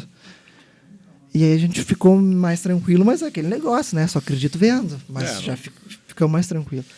E deu 6.485 votos de diferença. Mas vocês tinham muito também, perto do que a pesquisa dizia. a maioria de vereadores concorrendo, né? Sim, nós tínhamos... Era bem desproporcional também. Mas os partidos não eram desproporcionais, né? A nossa nossa coligação era PP, PTB, Republicanos e PSL. A outra coligação tinha o PT, né, sozinho, tinha ali concorrendo. Uns 60 vereadores. E depois a outra coligação era MDB, Democratas e PDT. Então nós tínhamos 4 partidos e o segundo lugar na campanha tinha 3 partidos. Não era uma diferença de partidos, mas de candidatos, sim, nós tínhamos bem mais. Né? Mas óbvio que os vereadores nos sempre ajudam e vão ajudar sempre. Sim. Mas eu lembro também que na eleição das meninas também eram vereadores. Se tu pegar na proporção, né, era para ter também acontecido uma votação estrondosa, né? Na eleição que a Josélia e a Jacira foram candidatas a prefeito e o Daisson e o Zezo foram candidatos, o Daisson e o Zezo ganharam, mas a Josélia e a Jacira tinham muito mais candidatos a vereador do que o Daisson. E é sempre importante, obviamente. Mas é claro que a gente não está subestimando os vereadores, né? Eles foram fundamentais, né, também para a nossa vitória. Mas nem sempre acontece isso. Eu lembro de uma eleição em Caxias do Sul, que o PDT era candidato a prefeito, e o Republicanos também tinha uma candidatura, e o candidato Republicanos foi sozinho, tinha pouquíssimos vereadores, o PDT tinha muito vereador, e o Republicanos ganhou a eleição. Eu lembrei de uma engraçada aqui do tio Beto, cara. Eu não vou falar aqui. Não dá pra falar. Não vou falar. Já é uma outra oportunidade aí. Por que, cara? Tio Beto é uma figuraça, cara. Conta, Marcelo. Depois a gente corta. Rapaz, nós vamos apanhar depois, a gente só conta essa. Tio Beto é uma figuraça, cara. Não, mas dá pra contar sem dizer nomes, né? Isso, vai lá. Tá, eu vou falar. O tio Beto, eu tinha um Uno, que aí nós íamos pra campanha e tava eu, o tio Beto e mais uma menina, a amicíssima nossa, e o Rodrigo. Tava eu dirigindo, e eu dirigindo, né, tocado e tal, no interior, lá no Macegão, acho que foi, né, Rodrigo? Nem me lembro, lá no Passo das Moças, acha? Lá em cima do morro, era no Macegão. Aí o tio Beto agarrado no puta merda, assim, né, cagado, uma barbaridade. Diz ele assim, ô Marcelito, faz de facara aí. Faz de facara assim aqui, tem 200 quilos aqui atrás, isso aqui. Eu digo, puta merda, que cagada o tio Beto fez agora, né, tio? E aí eu olhei pro Rodrigo, assim, o Rodrigo quieto também. Aí o tio Beto olhou assim pra menina e tal. Quantos quilos tu tem, guria? E aí, vai, ela não falou nada. Não se metia. Né? Vai, nós cagados ali, o Rodrigo. E aí ele não bastasse. Que mancada, imagina. Ele pegou e olhou de novo assim. Quantos quilos tu tem, guri? Vai, de certo ela tava louco pra fincar a mão dele. Aí passou e tal. Aí passou um tempo, durante a campanha também, um dia tava eu e o tio Beto na São José da Data. Eu disse pro tio Beto, tio Beto, que cagada tu fez aquele dia, né? Tio Beto, pois rapaz, sabe que eu não me fraquei. Uma hora até eu vou ter que pedir desculpa pra ela. Chamei agora de gordo e não me toquei. Mas então, cara, Mas assim, aconteceram perrengue várias de coisas. campanha, de ter que empurrar carro, de ficar atolado, isso é direto. Morro São Miguel lá, uma vez nós tivemos que descer do carro e ir a pé, porque o carro... Carro derrapando. derrapou lá. Tem uma história também que quem lembrou foi a esposa do Daniel, a Marilane Cardoso. Ela mandou perguntar sobre a história do sapato pra ti. Sim, a história do sapato, eu acabei contando ela depois que me elegi, né, pro jornal, porque realmente eu sempre, assim, no inconsciente de criança, eu nem sabia o que era prefeito, né, mas sabia que era algo que eu tinha vontade de um dia ser, porque eu achava interessante, né, tu conseguir, né, conduzir, né, o destino de uma cidade. E aí um dia eu fui no... sei lá quantos anos eu tinha, não vou dizer a idade agora, porque não vou estar mentindo, não lembro, mas eu tinha entre 8 e 10 anos, alguma coisa assim. E eu fui numa... a gente ia muito à igrejinha, né, porque eu ia com a mãe e o pai, sabe como é que é mulher? A mulher não pode ver loja de calçado, né? Então o passeio muitas vezes de domingo era ir pra igrejinha, naquelas lojas assim que tem. Na beira da RS. E eu lembro que foi lá. Daí a mãe ia, né, ficava 2 horas na loja esperando, experimentando sapato, e eu sentado lá, entediado. Aí um dia eu comecei a olhar os sapatos assim. E aí, imagina uma criança, e eu olhava só sapato social, né? Aquele sapato brilhoso, assim. Aí eu peguei um sapato na mão e disse: mãe, eu vou levar esse sapato aqui, eu quero levar esse aqui, gostei. E ela olhou pra mim assim e disse: não, mas isso não é pra ti, isso não é sapato de criança, você tem que olhar os tênis ali. Isso é coisa de adulto, né? Não tem idade pra usar isso. Daí eu olhei pra ela e disse: tá bom. O dia que eu for prefeito, eu venho aqui e compro esse sapato. Tu disse pra ela? Disse. E ela contou isso, assim, quando eu fui vereadora, ela já falava essa história. E Né, é muito verdadeira essa história, porque de fato aconteceu. E muito legal que nós fizemos, acho que foi o último vídeo, né, Rodrigo, que a gente fez na Coab. E os nossos vídeos eram muito bacanas, assim, a gente tinha uma produção muito legal. E aí nós contamos as histórias, né? O Rodrigo contava a minha história e eu contava a história do Rodrigo. Então foi um vídeo que marcou bastante também. Foi lá na Coab, a gente subindo, tinha um cara a cavalo, o Pedrinho, né? E o pessoal tudo vindo junto. Cara, tiveram momentos sensacionais, são momentos que... Mas aí tu olha como eu e o Marcelo somos diferentes, né? Porque eu sempre tive aquilo assim no meu imaginário. Né? E o Marcelo nunca imaginou, nem quando teve a oportunidade de ser vice, nem deu bola, assim, de início, né? E a gente realmente é muito diferente. O Marcelo dança bem uma barbaridade. Eu sou um saco de batata. Nem arrisco. O Marcelo canta, eu não tenho... O homem dá curso, cara? Sim, canta. Inclusive, isso na campanha nos ajudou muito, porque ele no interior bem mais conhecido que eu, e eu na cidade mais conhecido que ele, mas no interior, às vezes, que nem ele era conhecido, o pessoal, eu lembro de ti, tu deu aula pra nós, a gente, sabe? Então ajudou muito. Marcelo, dançador e cantor. Quer dizer, cantor não, ele acha que é, mas ele canta. Eu não canto nada, não danço, não tenho esses dons, assim. Então, de personalidade muito diferente também. Mas agora tem uma coisa que eu tenho que contar aqui. Embora eu tenha sido criado na cidade e ele no interior, eu sou muito mais raiz do que ele. Porque o homem é chato pra comer, não come cebola, não come isso, não come cebola, aquilo. Só cebola. Só cebola. Não, só senhor. cebola. Eu como de tudo. Eu emparelho tudo. Mas na verdade, janta que vocês vão ir, já tem que fazer um prato separado. Na verdade, dele. o Rodrigo é uma draga, cara. O bicho come que é um cavalo. Qual é a comunidade aí em Santo Antônio, assim, mais animada, assim, que vocês passaram, que o pessoal... A nossa caminhada na Coab foi uma festa. Nossa. A Coab foi uma baita festa, né? Foi uma festa. Cara, eu acho que todo lugar, né, onde a gente passava, e até hoje a gente sente muito esse carinho das pessoas, porque, cara, onde nós passávamos, assim, era buzina, era o pessoal gritando, era todo esse carinho, e a gente tenta retribuir esse carinho para as pessoas. E isso é bom demais, cara. Isso é muito legal quando as pessoas reconhecem o teu trabalho. Sim. Né? E tem sido assim. Às vezes a gente estaria olhando uma obra, o pessoal fala, buzina e tal. E isso é muito legal, cara. A gente fica muito feliz hoje foi muito legal, assim, porque eu fui gravar um vídeo na RS30, né, sobre o início da duplicação do segundo trecho. E demorou uma barbaridade pro vídeo sair, porque o pessoal buzinava o tempo inteiro dizendo, tá ficando muito legal, sabe? Porque eu tava ali na beira da faixa, né? E já que vocês entraram nesse assunto, então vocês poderiam, como é que eu vou dizer, explicar como é que tá a situação, como é que tá os passo a passo, uma previsão, porque o pessoal tá todo mundo ansioso para ver essa obra pronta, né? Cara, essa obra é um sonho, né? É um sonho de todos. Que muita gente não acreditava, né? Sonho de anos, né? Então a gente tá, graças a Deus... O que trancava para essa obra sair? Não, é que a via, em primeiro lugar, não era municipalizada, né? Então, o que faltava para municipalizar?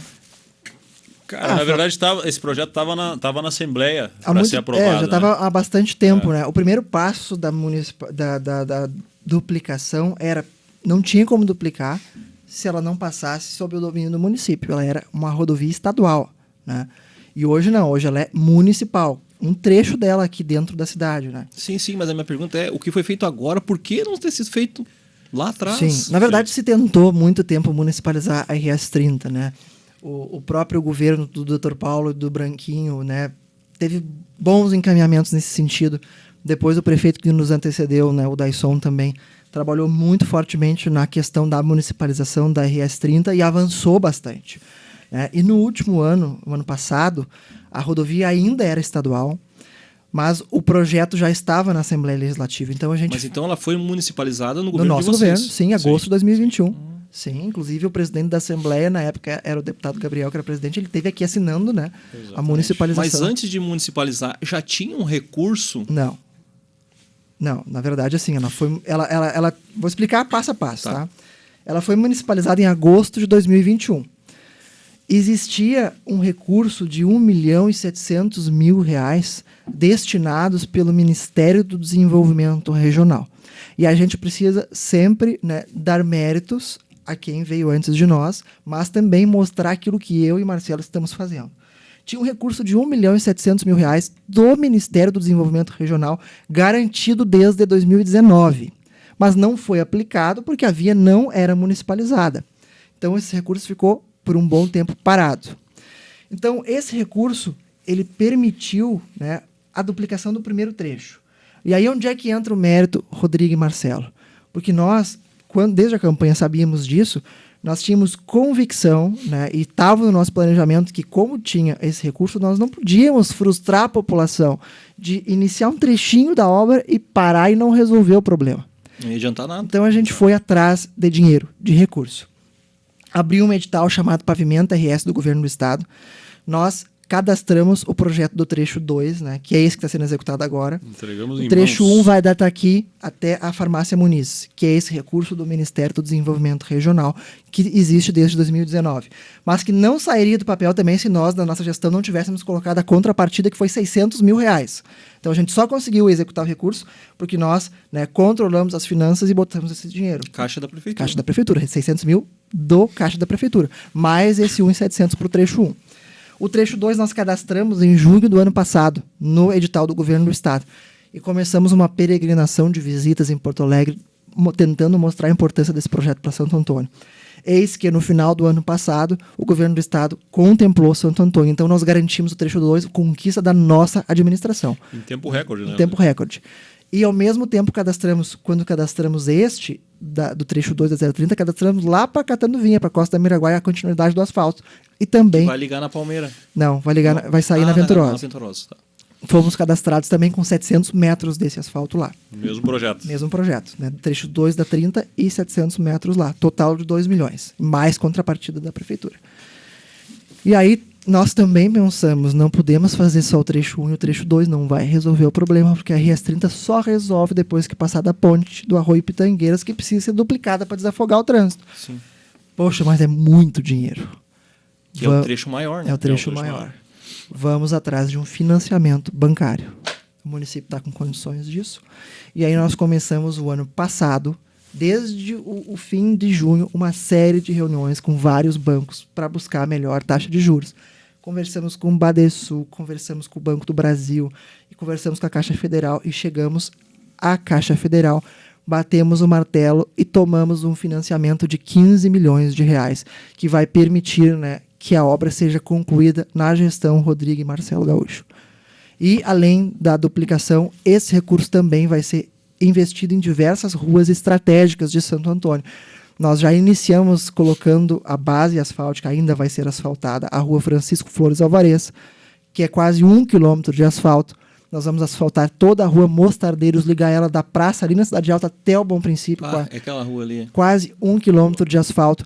Nós vamos asfaltar a rua Alípio Elistre, que é por onde passa a Escola Madre Teresa, que sai do Centro Espírita e liga na Oswaldo Silveira Ramos, que já tem asfalto, né, que é uma rua de uma escola.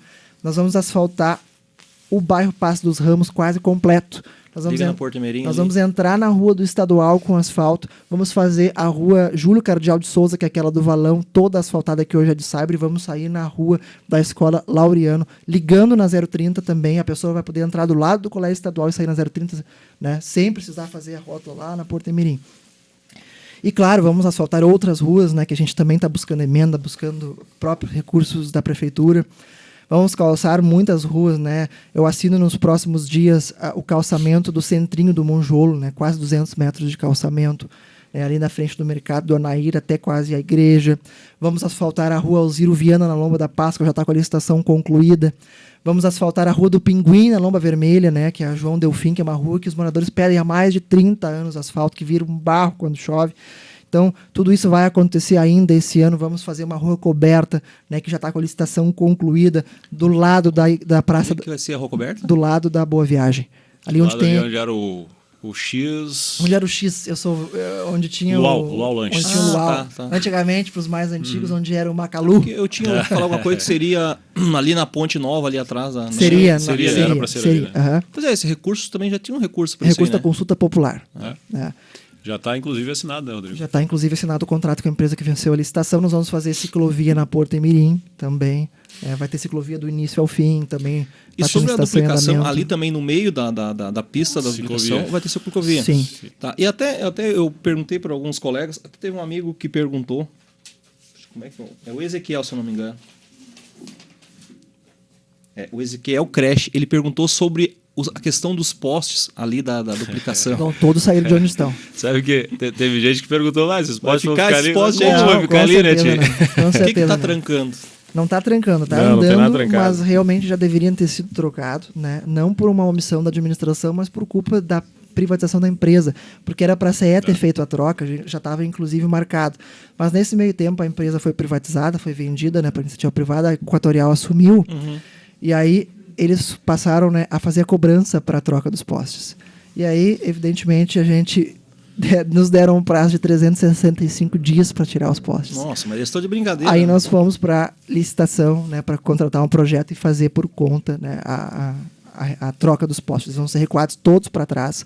Então, inclusive, a gente teve o cuidado, Casquinha e telespectadores, se vocês viram, de não asfaltar ali próximo aos postes, justamente para não ficar nenhuma cicatriz, né? Depois que eles forem retirados para trás, vai ter uma nova camada de asfalto e ninguém vai perceber, né, que tinha mexido, poste, né? ali antes. Esse ponto que vai ser duplicado vai ter alguma sinaleira ali? Sim. Sim. Próxima está aqui. Ela tá aqui, só Isso. uma? Sim.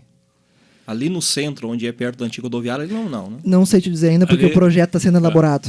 Então, projeto essas tá em questões andamento, estão em discussão.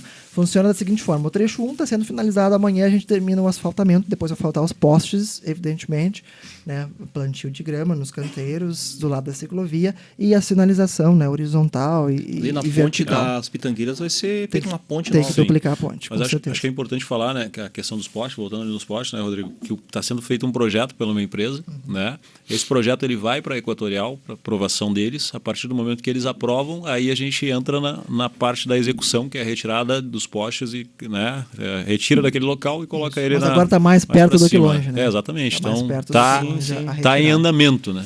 E onde eles foram obrigados, é importante dizer isso também, a botar asfalto ao redor dos postes, foram pouquíssimos lugares, a gente já combinou com a empresa também, vai ser tudo cortado para não ficar cicatriz nenhuma. Então, quem passar ali nem vai saber que tinha poste ali, que foi, né, colocado para trás. LED em tudo, né? A gente foi contemplado ano passado, cadastramos um projeto na CE e escolhemos, era um recurso de 1,5 milhão, se eu não me engano. 1.700.000, acho. E aí a gente tinha que escolher onde seriam, né, colocados essas luminárias de LED. A gente botou em toda a extensão da 030, Borges de Medeiros, subida da Paulo Maciel de Moraes, João Pedroso da Luz, realmente na zona central da cidade. Vai dar uma outra cara para a cidade, na verdade, né? Tu vai ter ali a questão da organização do trânsito também, vai ser diferente. Sim, então, vai acabar aquela baderna, né? Aquela Porque a bagunça gente que tinha chega no no Alguma centro. coisa, estacionamento oblíquo, não?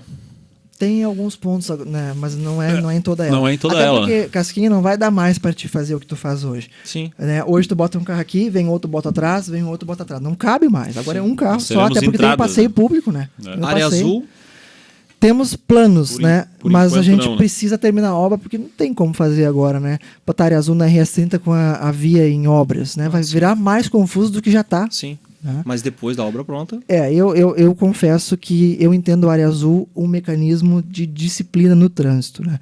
E eu não conheço nenhuma cidade desenvolvida, seja do ponto de vista turístico ou econômico, que não tenha um trânsito, né, disciplinado com área azul. Então eu não vejo com maus olhos, eu acho que não pode ser um valor exorbitante, tem que ser algo A gente vai em Gravataí, vai em Osório, educativo, todos os lugares, mas para né? organizar e para evitar também, né, aquela pessoa que chega no seu local de trabalho às 7 da manhã, bota o carro e tira às 7 da noite. Isso tem que acabar, né? Até porque, inclusive, vai sair um estacionamento privado ali perto do posto, o antigo Texaco, né? Bem legal ali, justamente porque com a duplicação, evidentemente, diminuem-se as vagas de estacionamento. Então, também, né, o mercado vai se regulando E como é que vai ficar a questão do pessoal dos trailers que tem hoje na RS? A ideia é ter um local específico para eles, né? Então a Nós gente estamos- Não vai poder ficar estamos ninguém mais estudando com- aí, né? Não. não vai ter espaço, né? Porque vai ser passeio público e depois já é estacionamento. Já tem um espaço já... Nós temos discussões avançadas, mas não definição ainda, né? Mas a gente quer fazer em Santo Antônio uma espécie de food park, né? Assim como tem lá em Ficar Xangri-Lá. todos juntos, né? Todos juntos, né? Num ambiente legal que tu possa botar uma música ao vivo no fim de tarde, enfim. Vai ser bom, inclusive, para eles, né? A gente vai chamar todos eles para uma conversa, evidentemente. Eu tenho um projeto, depois eu vou mostrar para você. Ah, maravilha. Aí, já tem uma solução, então. Aí, ó. Lá em Maravilha. Três Coroas, claro, não foi a prefeitura que fez, foi a iniciativa privada, mas é muito legal. Eles fizeram um espaço chamado Tresco Park, que eles fizeram, né, padronizados os food parks e é um lugar muito legal que tu vai lá tomar uma cerveja, Sim. né, fazer um happy hour com Não, música ao eu vivo. trabalho com serralheria e eu já fiz vários serviços para uns clientes com container. E aí eu desenvolvi um projeto Lá é com container, lá no Tresco Park. Porque foi o que eu pensei. Por exemplo, num terreno alugado, tu pode botar container, depois tu pode tirar, trocar de lugar, né? Sim. Só que só trancou numa coisa comigo. Os pila. Maravilha. Uma pergunta aqui do nosso amigo Rui da Sulpar. Conhece o Rui? Conheço. Não, Rui. Não, ele perguntou sobre a rua Francisco Borges de Lima, na rotatória com a Coab, e a senadora Alberto Pasqualini, que está intransitável nesse perímetro. Sim, ali no início da Francisco Borges de Lima já era para nós termos feito, não foi feito em função das condições climáticas. Inclusive ela já foi limpa para fazer uma grande operação tapa-buracos. Na entrada dela, próxima à fábrica de calçados, vai ser colocada uma capinha de asfalto, justamente para não ficar abrindo buraco cada vez que chove. Mas nós estamos com a Francisco Borges de Lima em obras, né? Vai ter calçamento até encontrar a FURG, encontrar o PAVS da FURG. Evidentemente, não há dúvidas de que aquela via merece ali na frente, não sei se na nossa administração, mas não tem como fugir, né, de aquela via ser asfaltada, né? A rua da universidade, uma rua com um movimento grande. Já chegou o calçamento até lá? Tá em obras. Tá em obra? Trecho 1 tá pronto, agora estão fazendo o trecho 2, a parte da drenagem, em seguida começa, já está com recurso garantido pro 2 e pro 3 também, recurso, inclusive que a minha bancada do PP, à época, conquistou, né, com deputados federais do Partido Progressista. O trecho 2 é do deputado federal Covade Filho, o trecho 3 é do senador Luiz Carlos Reis. Então, é também um pouquinho fruto do trabalho lá, né, de vereador que está se executando agora na condição, né, de executivo. Sim. Eu moro no final da Porto Emerim lá, loteamento Porto Sol. Lá foi feito uma extensão ali até o loteamento do Porto Sol. asfalto. É isso. Agora nosso loteamento está saindo mais um aumento e está para sair um do outro lado. Sim. Tem alguma previsão de algum projeto do asfalto até... Nós estamos elaborando o projeto para asfaltamento lá. Não sabemos se vamos conseguir fazer em função financeira, né? Porque um asfalto de onde parou até o fim da Porto Emirim, eu estou chutando... Os 400 metros ali custou 730, se não me engano. Deve custar Celto. Quantos quilômetros tem lá, tu sabe de cabeça? Deve ser uns 2 quilômetros. Não, é mais. Será que é mais de 2? Se for 2 ou 3. Se for 3 quilômetros... Mas sairia lá do lado do posto, né? Não sairia no arroz ali, né? Se for 3 quilômetros, dá uma média de 7, 8 milhões de reais para asfaltar. Porque ali a infraestrutura é do zero, né? Sim. Se não for mais, né? Então é muito dinheiro. Mas assim, o projeto, a nossa gestão pretende deixar prontinho. Para ir cadastrando em editais que vão acontecendo, que vão abrindo, para ir pedindo recurso para deputados, enfim. E a importância, né, Rodrigo, de falar da questão do projeto, de se ter projetos, né? Hoje nós conquistamos aí o segundo trecho ali da 030, porque tinha um projeto, né? Que era o primeiro e o segundo trecho, os demais não tem projeto. Estamos fazendo o projeto agora. Na Rota da Rapadura, por exemplo, nós iniciamos o projeto no ano passado, né? Foi concluído. E Então a gente ganhou lá os 700 metros que o Rodrigo falou, do pavimento RS, e nós ganhamos mais 1.300 metros do Avançar Turismo, né? Porque tinha projeto. Eu vou citar um exemplo, dentro desse projeto, dentro desse edital, cara, nós temos 497 municípios, 136 municípios apenas tinham projeto nesse programa. Então, para te ver a carência que se tem, né, os municípios têm de projetos. Então, a gente tem uma ideia também aqui, né, Rodrigo, de aplicar um recurso para fazer projetos. Porque tu tendo projeto, abriu um edital, tu cadastrou, tu está sujeito a, né, conseguir angariar esse recurso. Se tu não tem projeto, meu velho, não faz mais nada. Então, é de extrema importância. Que nem agora, hoje nós estamos aí com um projeto agora da finalização lá da Rota da Rapadura, que é um projeto de 10 milhões. E está bem possível, e possivelmente a gente vai conseguir, né, ganhar esse recurso aí do estado do Rio Grande do Sul. Então é bem importante essa questão aí de ter projeto, que nem o Rodrigo falou, teremos o projeto da Porto Mirim, né, não saberemos se vamos conseguir fazer, mas independente de quem for para frente, vai ter um projeto, né, pronto, e daqui a pouco o estado ou a União abre o edital lá, tu cadastrou, daqui a pouco sim, tu consegue nós vamos recurso, deixar né? projetos prontos para futuras gestões que vierem a suceder, né, eu e o Marcelo, porque nós contratamos agora, né, um pacote de projetos. Então vão ser feitos projetos de muitas ruas, da Porto Mirim, de Santo Antônio até o Evaristo. Então, evidente que a gente não vai conseguir fazer todos esses projetos, né? Então, o município terá, né, um número de projetos que nunca teve na sua história, porque a gente contratou uma empresa só para fazer isso. O Laerte Muniz, ele fez uma pergunta aqui também. Grande figura. O Laerte. Qual é a perspectiva, né, para o próximo ano, havendo mudança, né, de governo estadual ou federal? E outra pergunta dentro daquela, e quais os projetos, né, concluídos com recursos próprios da prefeitura? Muitos. Não existe um projeto que a gente faça que não tenha recurso próprio da prefeitura, porque tu dá a contrapartida. Não vem recurso federal e nem recurso estadual se o município não tiver condições de aportar. Então, na RS 30, por exemplo, no primeiro trecho, né, mais de R$500 mil é recurso próprio. No segundo trecho, quase R$500 mil é recurso próprio. Nós estamos, essas ruas todas que eu citei, que nós vamos calçar em seguida, Alziro Viana, a Rua do Pinguim na Nova Vermelha, é recurso próprio. Né? Enfim, as 17 pontes que nós fizemos no interior foram feitas com recursos próprios. Então, essas 17 pontes de madeira, sim. Alvenaria, todas de madeira. Todas de madeira. Eram pontes, muitas que estavam caindo, outras que estavam assim, na iminência de cair, né? Pontes que os moradores pediam há muito tempo. Essas pontes que a gente fala não são reparos, não é troca de uma madre ou troca de uma prancha. Desmanchar tudo, e algumas com madres aproveitando, outras com madres Sim. todas novas, né? Então, algo que não é muito barato não, e a gente fez, né, por muitos lugares. Ainda temos outras para fazer nos próximos dias, né? Vamos fazer uma ponte nova em seguida no Arroio Grande, vamos fazer uma ponte nova em seguida no Passo da Figueira. Então, o Passo da Figueira é uma comunidade ali que... Aquela ponte está muito precária. E é uma ponte que eu e o Marcelo cobrarmos da gestão anterior e que agora nós vamos executar. Né? É aquilo que ele disse de cobrar e fazer. Sim. Eu sei que vocês estão com o compromisso de vocês lá, mas eu também não posso deixar de perguntar para vocês, cara, porque assim, ó, aqui na nossa cidade, cara, uma coisa que eu vejo que entra ano e sai ano, entra governo e sai governo, e a nossa cidade não cresce a população. Na minha opinião, porque não tem emprego. Porque, claro, muitas pessoas vão dizer assim, mas emprego tem. Só que, claro, quando tem uma alta demanda de emprego, vem pessoas de outra cidade, vai aumentar a população, a cidade vai crescer.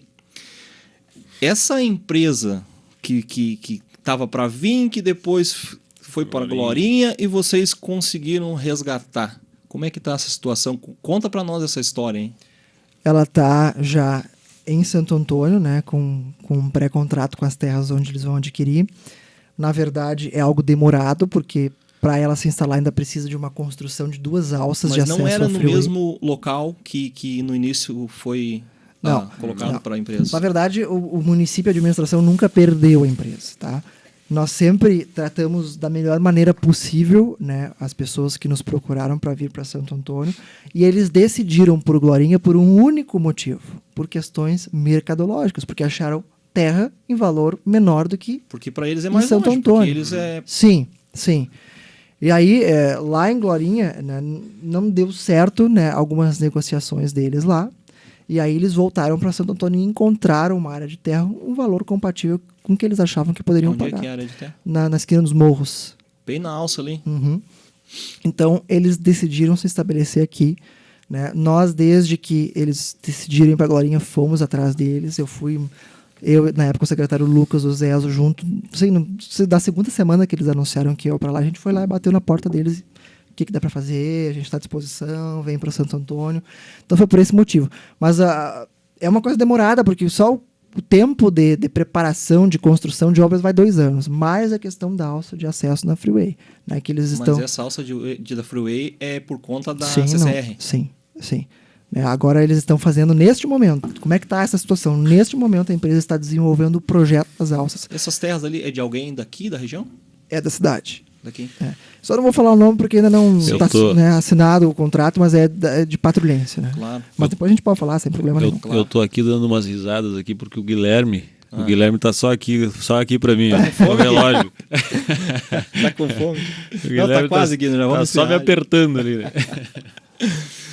Mas assim, a questão de investimento para a cidade, o que vai gerar de emprego direto e indireto? A expectativa da empresa é de geração de cerca de 600 a 1.000 empregos diretos. Diretos. Sim.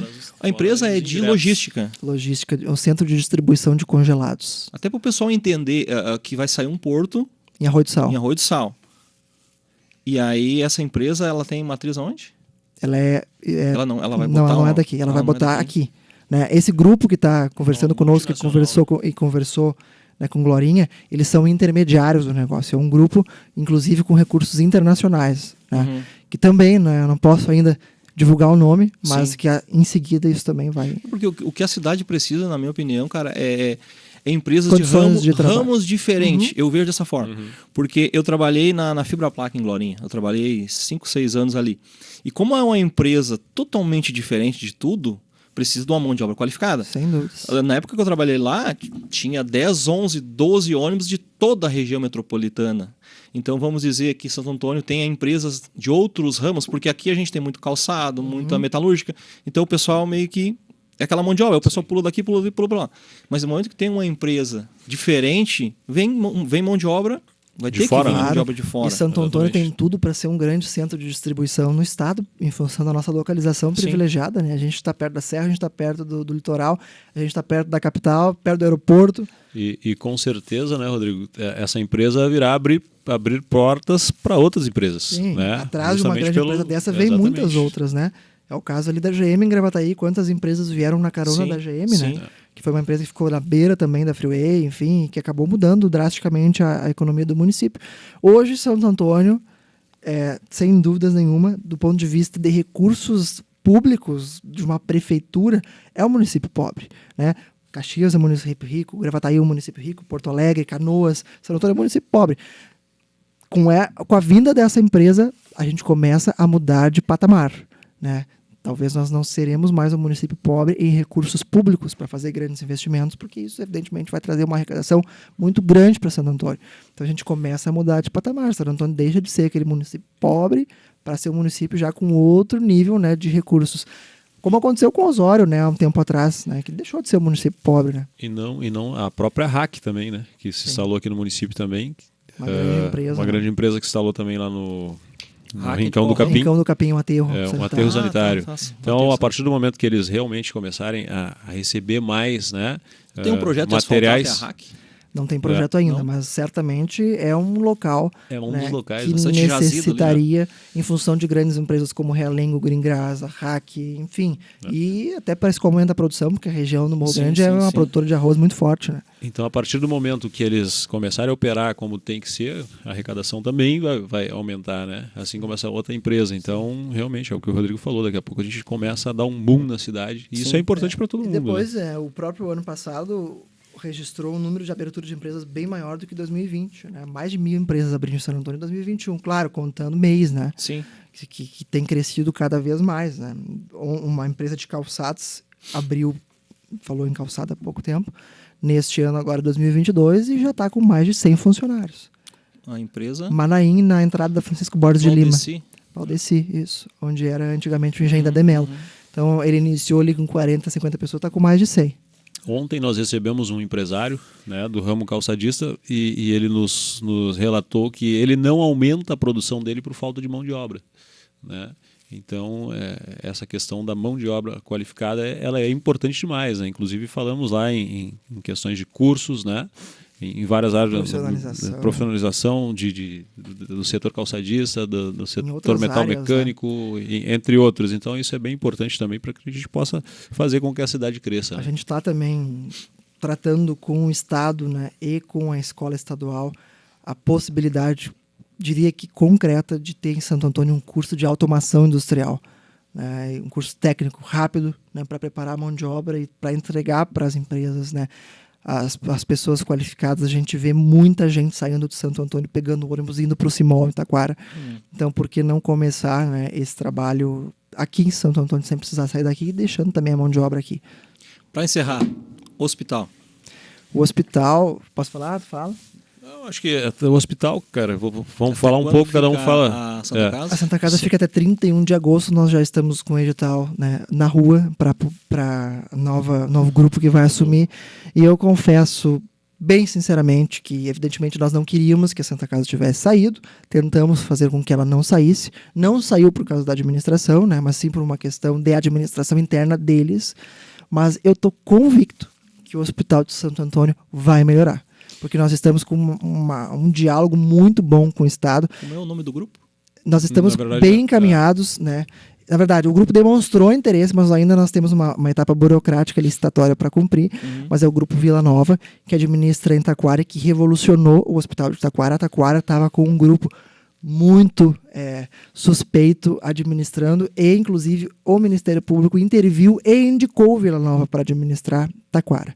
Hoje eles revolucionaram, são referência em oncologia em Taquara e nefro também. Eles administram o Hospital de Charqueadas, administram o próprio Vila Nova de Porto Alegre e mais 26 postos de saúde que o prefeito anterior, Marquesan, né, a Santa Casa administra 40 e poucos postos em Porto Alegre e o Vila Nova 26 postos em Porto Alegre. Então, dando tudo certo, né, nós temos planos, né, de não ficar somente com a oftalmologia e com a psiquiatria, que são as nossas referências regionais, mas ampliar. E a gente já iniciou esse diálogo com o Estado nesse sentido, para trazer outras especialidades para Santo Antônio. Obstetria? Não depende somente da vontade, é importante que os telespectadores saibam disso, não depende só da administração e nem do grupo que administra. Quem define as regionalizações de atendimento é o Estado. Hoje, a regionalização da obstetrícia é Osório, mas Osório ameaça fechar a obstetrícia e o Hospital de Osório está com uma crise financeira sem precedentes, inclusive com a ameaça de paralisação dos atendimentos. Uma crise financeira com déficit altíssimo. Então, existe, né, a possibilidade de a gente tentar trazer para Santo Antônio. O Vila Nova é muito aberto a isso, realmente, se de fato se confirmar na licitação, né, a vinda deles, porque eles demonstraram interesse. E eles têm um conceito muito alto na Secretaria de Saúde do Estado, né? Quando nós fomos na Secretaria Arita, que é a Secretaria Estadual de Saúde, dizer para ela que a Santa Casa ia sair de Santo Antônio e que nós, né, abriríamos um diálogo com o Vila Nova, a Secretaria Arita disse o seguinte: se o Vila Nova vier para Santo Antônio, dentro de um ano vocês vão ver a revolução que eles vão fazer no hospital. E não só lá, né, a secretária Arita, nós conversamos, inclusive o Lazier Martins esteve aqui nos visitando essa semana e perguntou falou a mesma coisa. O Lazier teve terça-feira no gabinete, né, perguntou a questão do hospital. Nós dissemos, olha, o Vila Nova demonstrou interesse e ele disse, se vocês fecharem com o Vila Nova, vocês vão ter uma mudança muito drástica. E isso, né, Marcelo, tem se confirmado com todas as pessoas que conhecem e que convivem, né, com o presidente da Associação Vila Nova, que é o Dr. Dirceu Beltrame da Moli. Então, a gente está muito esperançoso de que vai, né, depois da assunção do novo grupo, conseguir dar uma virada muito grande no hospital.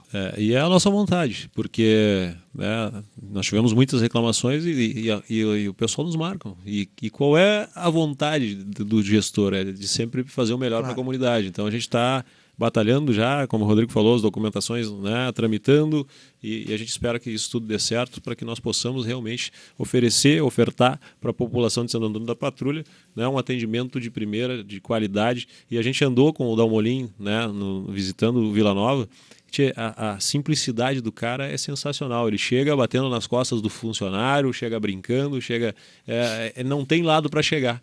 Né? E isso é bem importante. Com certeza. Isso é bem importante. A Santa Casa é um grupo muito sério, com o qual a gente se relaciona muito bem. Hoje eu ainda falei por telefone com o Dr. Júlio Matos, que é o presidente geral da Santa Casa, e eles promoveram transformações, especialmente estruturais, muito boas no hospital. A gente tem uma relação fantástica. Vila Nova é um grupo privado, né? Sim, filantrópico. Filantrópico, assim como a Santa Casa. Exatamente. Exatamente. Essa é a minha pergunta, igual a então Santa é a mesma coisa. Sim, eles têm filantropia também, né? Tem outros municípios que administram e tem também, né, um relacionamento muito estreito com a Secretaria Estadual de Saúde. E aí, o que eu ia dizer com isso? Que a Santa Casa é um grupo muito sério, idôneo, mas que na assistência médica acaba deixando a desejar, porque eu vejo na minha concepção que falta muita humanização no atendimento. E eu sou um defensor de que os profissionais médicos de Santo Antônio possam atuar dentro do hospital, e hoje isso não acontece. Por quê? Porque nós precisamos, o vínculo paciente, né, profissional, precisa de uma força muito grande, né? Se teu médico é o Dr. Sérgio Castro, tu quer que o Dr. Sérgio Castro te atenda, então por que ele não pode atender no hospital? Então, a gente quer... Por que o Dr. Paulo não atende? Isso foi uma das reivindicações nossas para, né, no momento que nós tivemos a primeira conversa, né, Rodrigo, com o hospital lá, o Vila Nova. Então, talvez um não vai desejo ter nem nosso médico também. de Santo Antônio, talvez ninguém vai se interessar, mas vai poder ser aberta essa possibilidade de negociação do profissional médico com a empresa que vier ganhar a licitação. Né? Nós temos um exemplo de pacientes, como tu falou, do Dr. Sérgio Castro, do Paulo Bier, que às vezes o paciente chamava eles não podiam entrar, né? Então, claro, é uma regra da Santa Casa, mas a partir desse momento, né, momento da troca, isso vai ser possível, né, porque a gente deixou muito claro que é importante isso. Sim. Os médicos aqui conhecem pelo perfil conhecem da as pessoas população, aqui, né? Claro. Nós estamos num município que é interior do estado, né? Então as pessoas têm vínculo com os profissionais. E hoje, por exemplo, os médicos que atendem não são médicos do quadro da Santa Casa, é uma empresa terceirizada pela Santa Casa que fornece os médicos. Então hoje é um médico, talvez amanhã pode ser outro médico, talvez esse médico daqui a pouco é demitido e vem outro. Então não se cria um vínculo, né, com a população. E o acolhimento ele é importante demais. Várias vezes, né, quando éramos vereadores, brigávamos por isso, justamente pelo acolhimento. Cara, às vezes no acolhimento tu já resolve a metade do problema das pessoas, né? Só uma forma, uma palavra de carinho, daqui a pouco uma informação, tá acontecendo isso e tal. Então isso é uma coisa que a gente brigou muito, lutou muito por isso, e a gente espera que isso realmente venha a mudar. Nós estabelecemos, né, quando ficamos sabendo da saída do hospital, em fim de agosto, que nós não aceitaríamos grupos que nos procurassem. Nós íamos correr atrás dos grupos para mostrar o potencial do hospital, para que eles dissessem se tinham interesse ou não. Nós visitamos o Vila Nova porque sabíamos do conceito, visitamos o Hospital Conceição, né, tivemos algumas conversas com a UX, a Universidade de Caxias do Sul, chegamos a conversar com a FURG, né, o Divina Providência. Então a gente quer realmente um grupo que tenha respaldo do Estado e que tenha histórico positivo para não cair na mão de nenhum aventureiro que venha para cá, né, para fazer besteira, como já aconteceu no passado aí, tanto aqui quanto em Taquara, quanto em Guaíba e outros municípios aí que foram administrados por grupos que não tinham, né, um reconhecimento e que não tinham também o principal, que é a transparência e a idoneidade. Gente, é isso aí. Eu não quero tomar mais o tempo de vocês. Deixo aberto se vocês quiserem colocar mais alguma coisa, falar mais alguma coisa para a população, para quem vai assistir. Eu acho que é agradecer a ti, né, para Casquinha, parabenizar aí pelo Masquetal Podcast, né, agradecer aqui o Rodrigo, a parceria do Rodrigo de sempre, ao Gui, né, o pessoal todo aqui, agora me fugiu o nome do homem, Daniel, o meu Gui está aqui também, né, o Gui está me apertando aqui, e dizer que foi um prazer participar do programa, né, e dizer a todos os ouvintes que tanto eu quanto o Rodrigo, a gente quer o melhor para a cidade, a gente está aqui por missão, né. Tanto é que lá atrás, eu acho que muita gente teria essa vontade de ser o candidato a vice-prefeito, e naquela época eu não tinha, né, e foi acontecendo e aconteceu. Então a gente está aqui por missão, a gente quer realmente fazer com que as coisas andem no município, a gente quer que as pessoas estejam felizes, né, a gente quer que as pessoas estejam bem e em todas as áreas, né. Muitas vezes a gente não consegue ter essa velocidade de chegar em todos os lugares ao mesmo tempo, e a gente nunca vai conseguir isso, porque o município é muito grande. Só para o pessoal saber, nós temos 1.800 quilômetros de estrada de chão em Santo Antônio da Patrulha. Mas essa realmente é a nossa vontade de fazer o melhor para cada um dos cidadãos patrulhenses que nós temos aqui. Então, a gente está muito feliz, muito contente por tudo que a gente já fez até agora, né? Por esse respaldo que a comunidade nos deu, por esse carinho que a gente recebe. E esse carinho é importante para nós também, né? Porque isso nos dá gás, isso nos dá mais vontade de fazer mais pelas pessoas. Então, fica aqui o meu abraço a cada um de vocês que estão assistindo, né? A ti, toda a tua família, o PC que esteve aqui já, aquela turma boa demais, né? Ao Rodrigo, a família do Rodrigo também, que é uma família sensacional, meus familiares também. Então, grande abraço a cada um de vocês e vou passar aí para o Rodrigo. Maravilha, Marcelo. Eu quero também, Casquinha, te agradecer a oportunidade, te parabenizar, né? Acho que tu está levando aí a pandemia, se é que tem alguma coisa boa, né? Deixou, né, essa conexão virtual mais próxima, né, com lives, com reuniões virtuais, com podcasts cada vez crescendo mais, e realmente tu é uma pessoa muito querida da nossa comunidade e é muito bom saber que tem um podcast aí, uma opção para nós, comandada por ti. Quero agradecer também aqui o Guilherme, o Daniel, o Guilherme do Marcelo, que está ali agoniado, né? O Marcelo aqui pela parceria não só aqui agora, mas também todos os dias na administração. Todos que estão nos ouvindo, a gente segue à disposição. Não vamos conseguir fazer tudo que a gente quer, não vamos conseguir deixar a cidade 100%, mas certamente vamos deixar a cidade melhor do que estava quando pegamos. Então, o nosso agradecimento e também, né, o nosso agradecimento e deixamos aqui mais uma vez, né, os nossos nomes à disposição da população para levar demanda, né, para nos procurar, para tentar ajudar. Nem sempre conseguiremos tudo, mas faremos o máximo que a gente conseguir. Muito obrigado. Deputado estadual algum dia? Futuro a Deus pertence. Eu sabia que ele ia fugir. Gente, mais uma vez, muito obrigado pelo tempo de vocês. Ficaram até 1h56 a gente está conversando, bom. Quase 2 horas. Seria muito mais, né? Se tivesse tempo aí. Né? Não, mas foi bem proveitoso. Eu acho que eu perguntei tudo que eu queria perguntar ali. Tirei algumas dúvidas que eu tinha ali, me esclareceu bastante coisa. De repente pode ajudar muitas pessoas que também vão assistir esse podcast. Mais uma vez, muito obrigado pela presença. Agradecer todo mundo que ficou até o final do vídeo. Esse vídeo vai ao ar numa quarta-feira, às 7h30. E muito obrigado quem ficou até agora no Mais Que Tal Podcast. Valeu!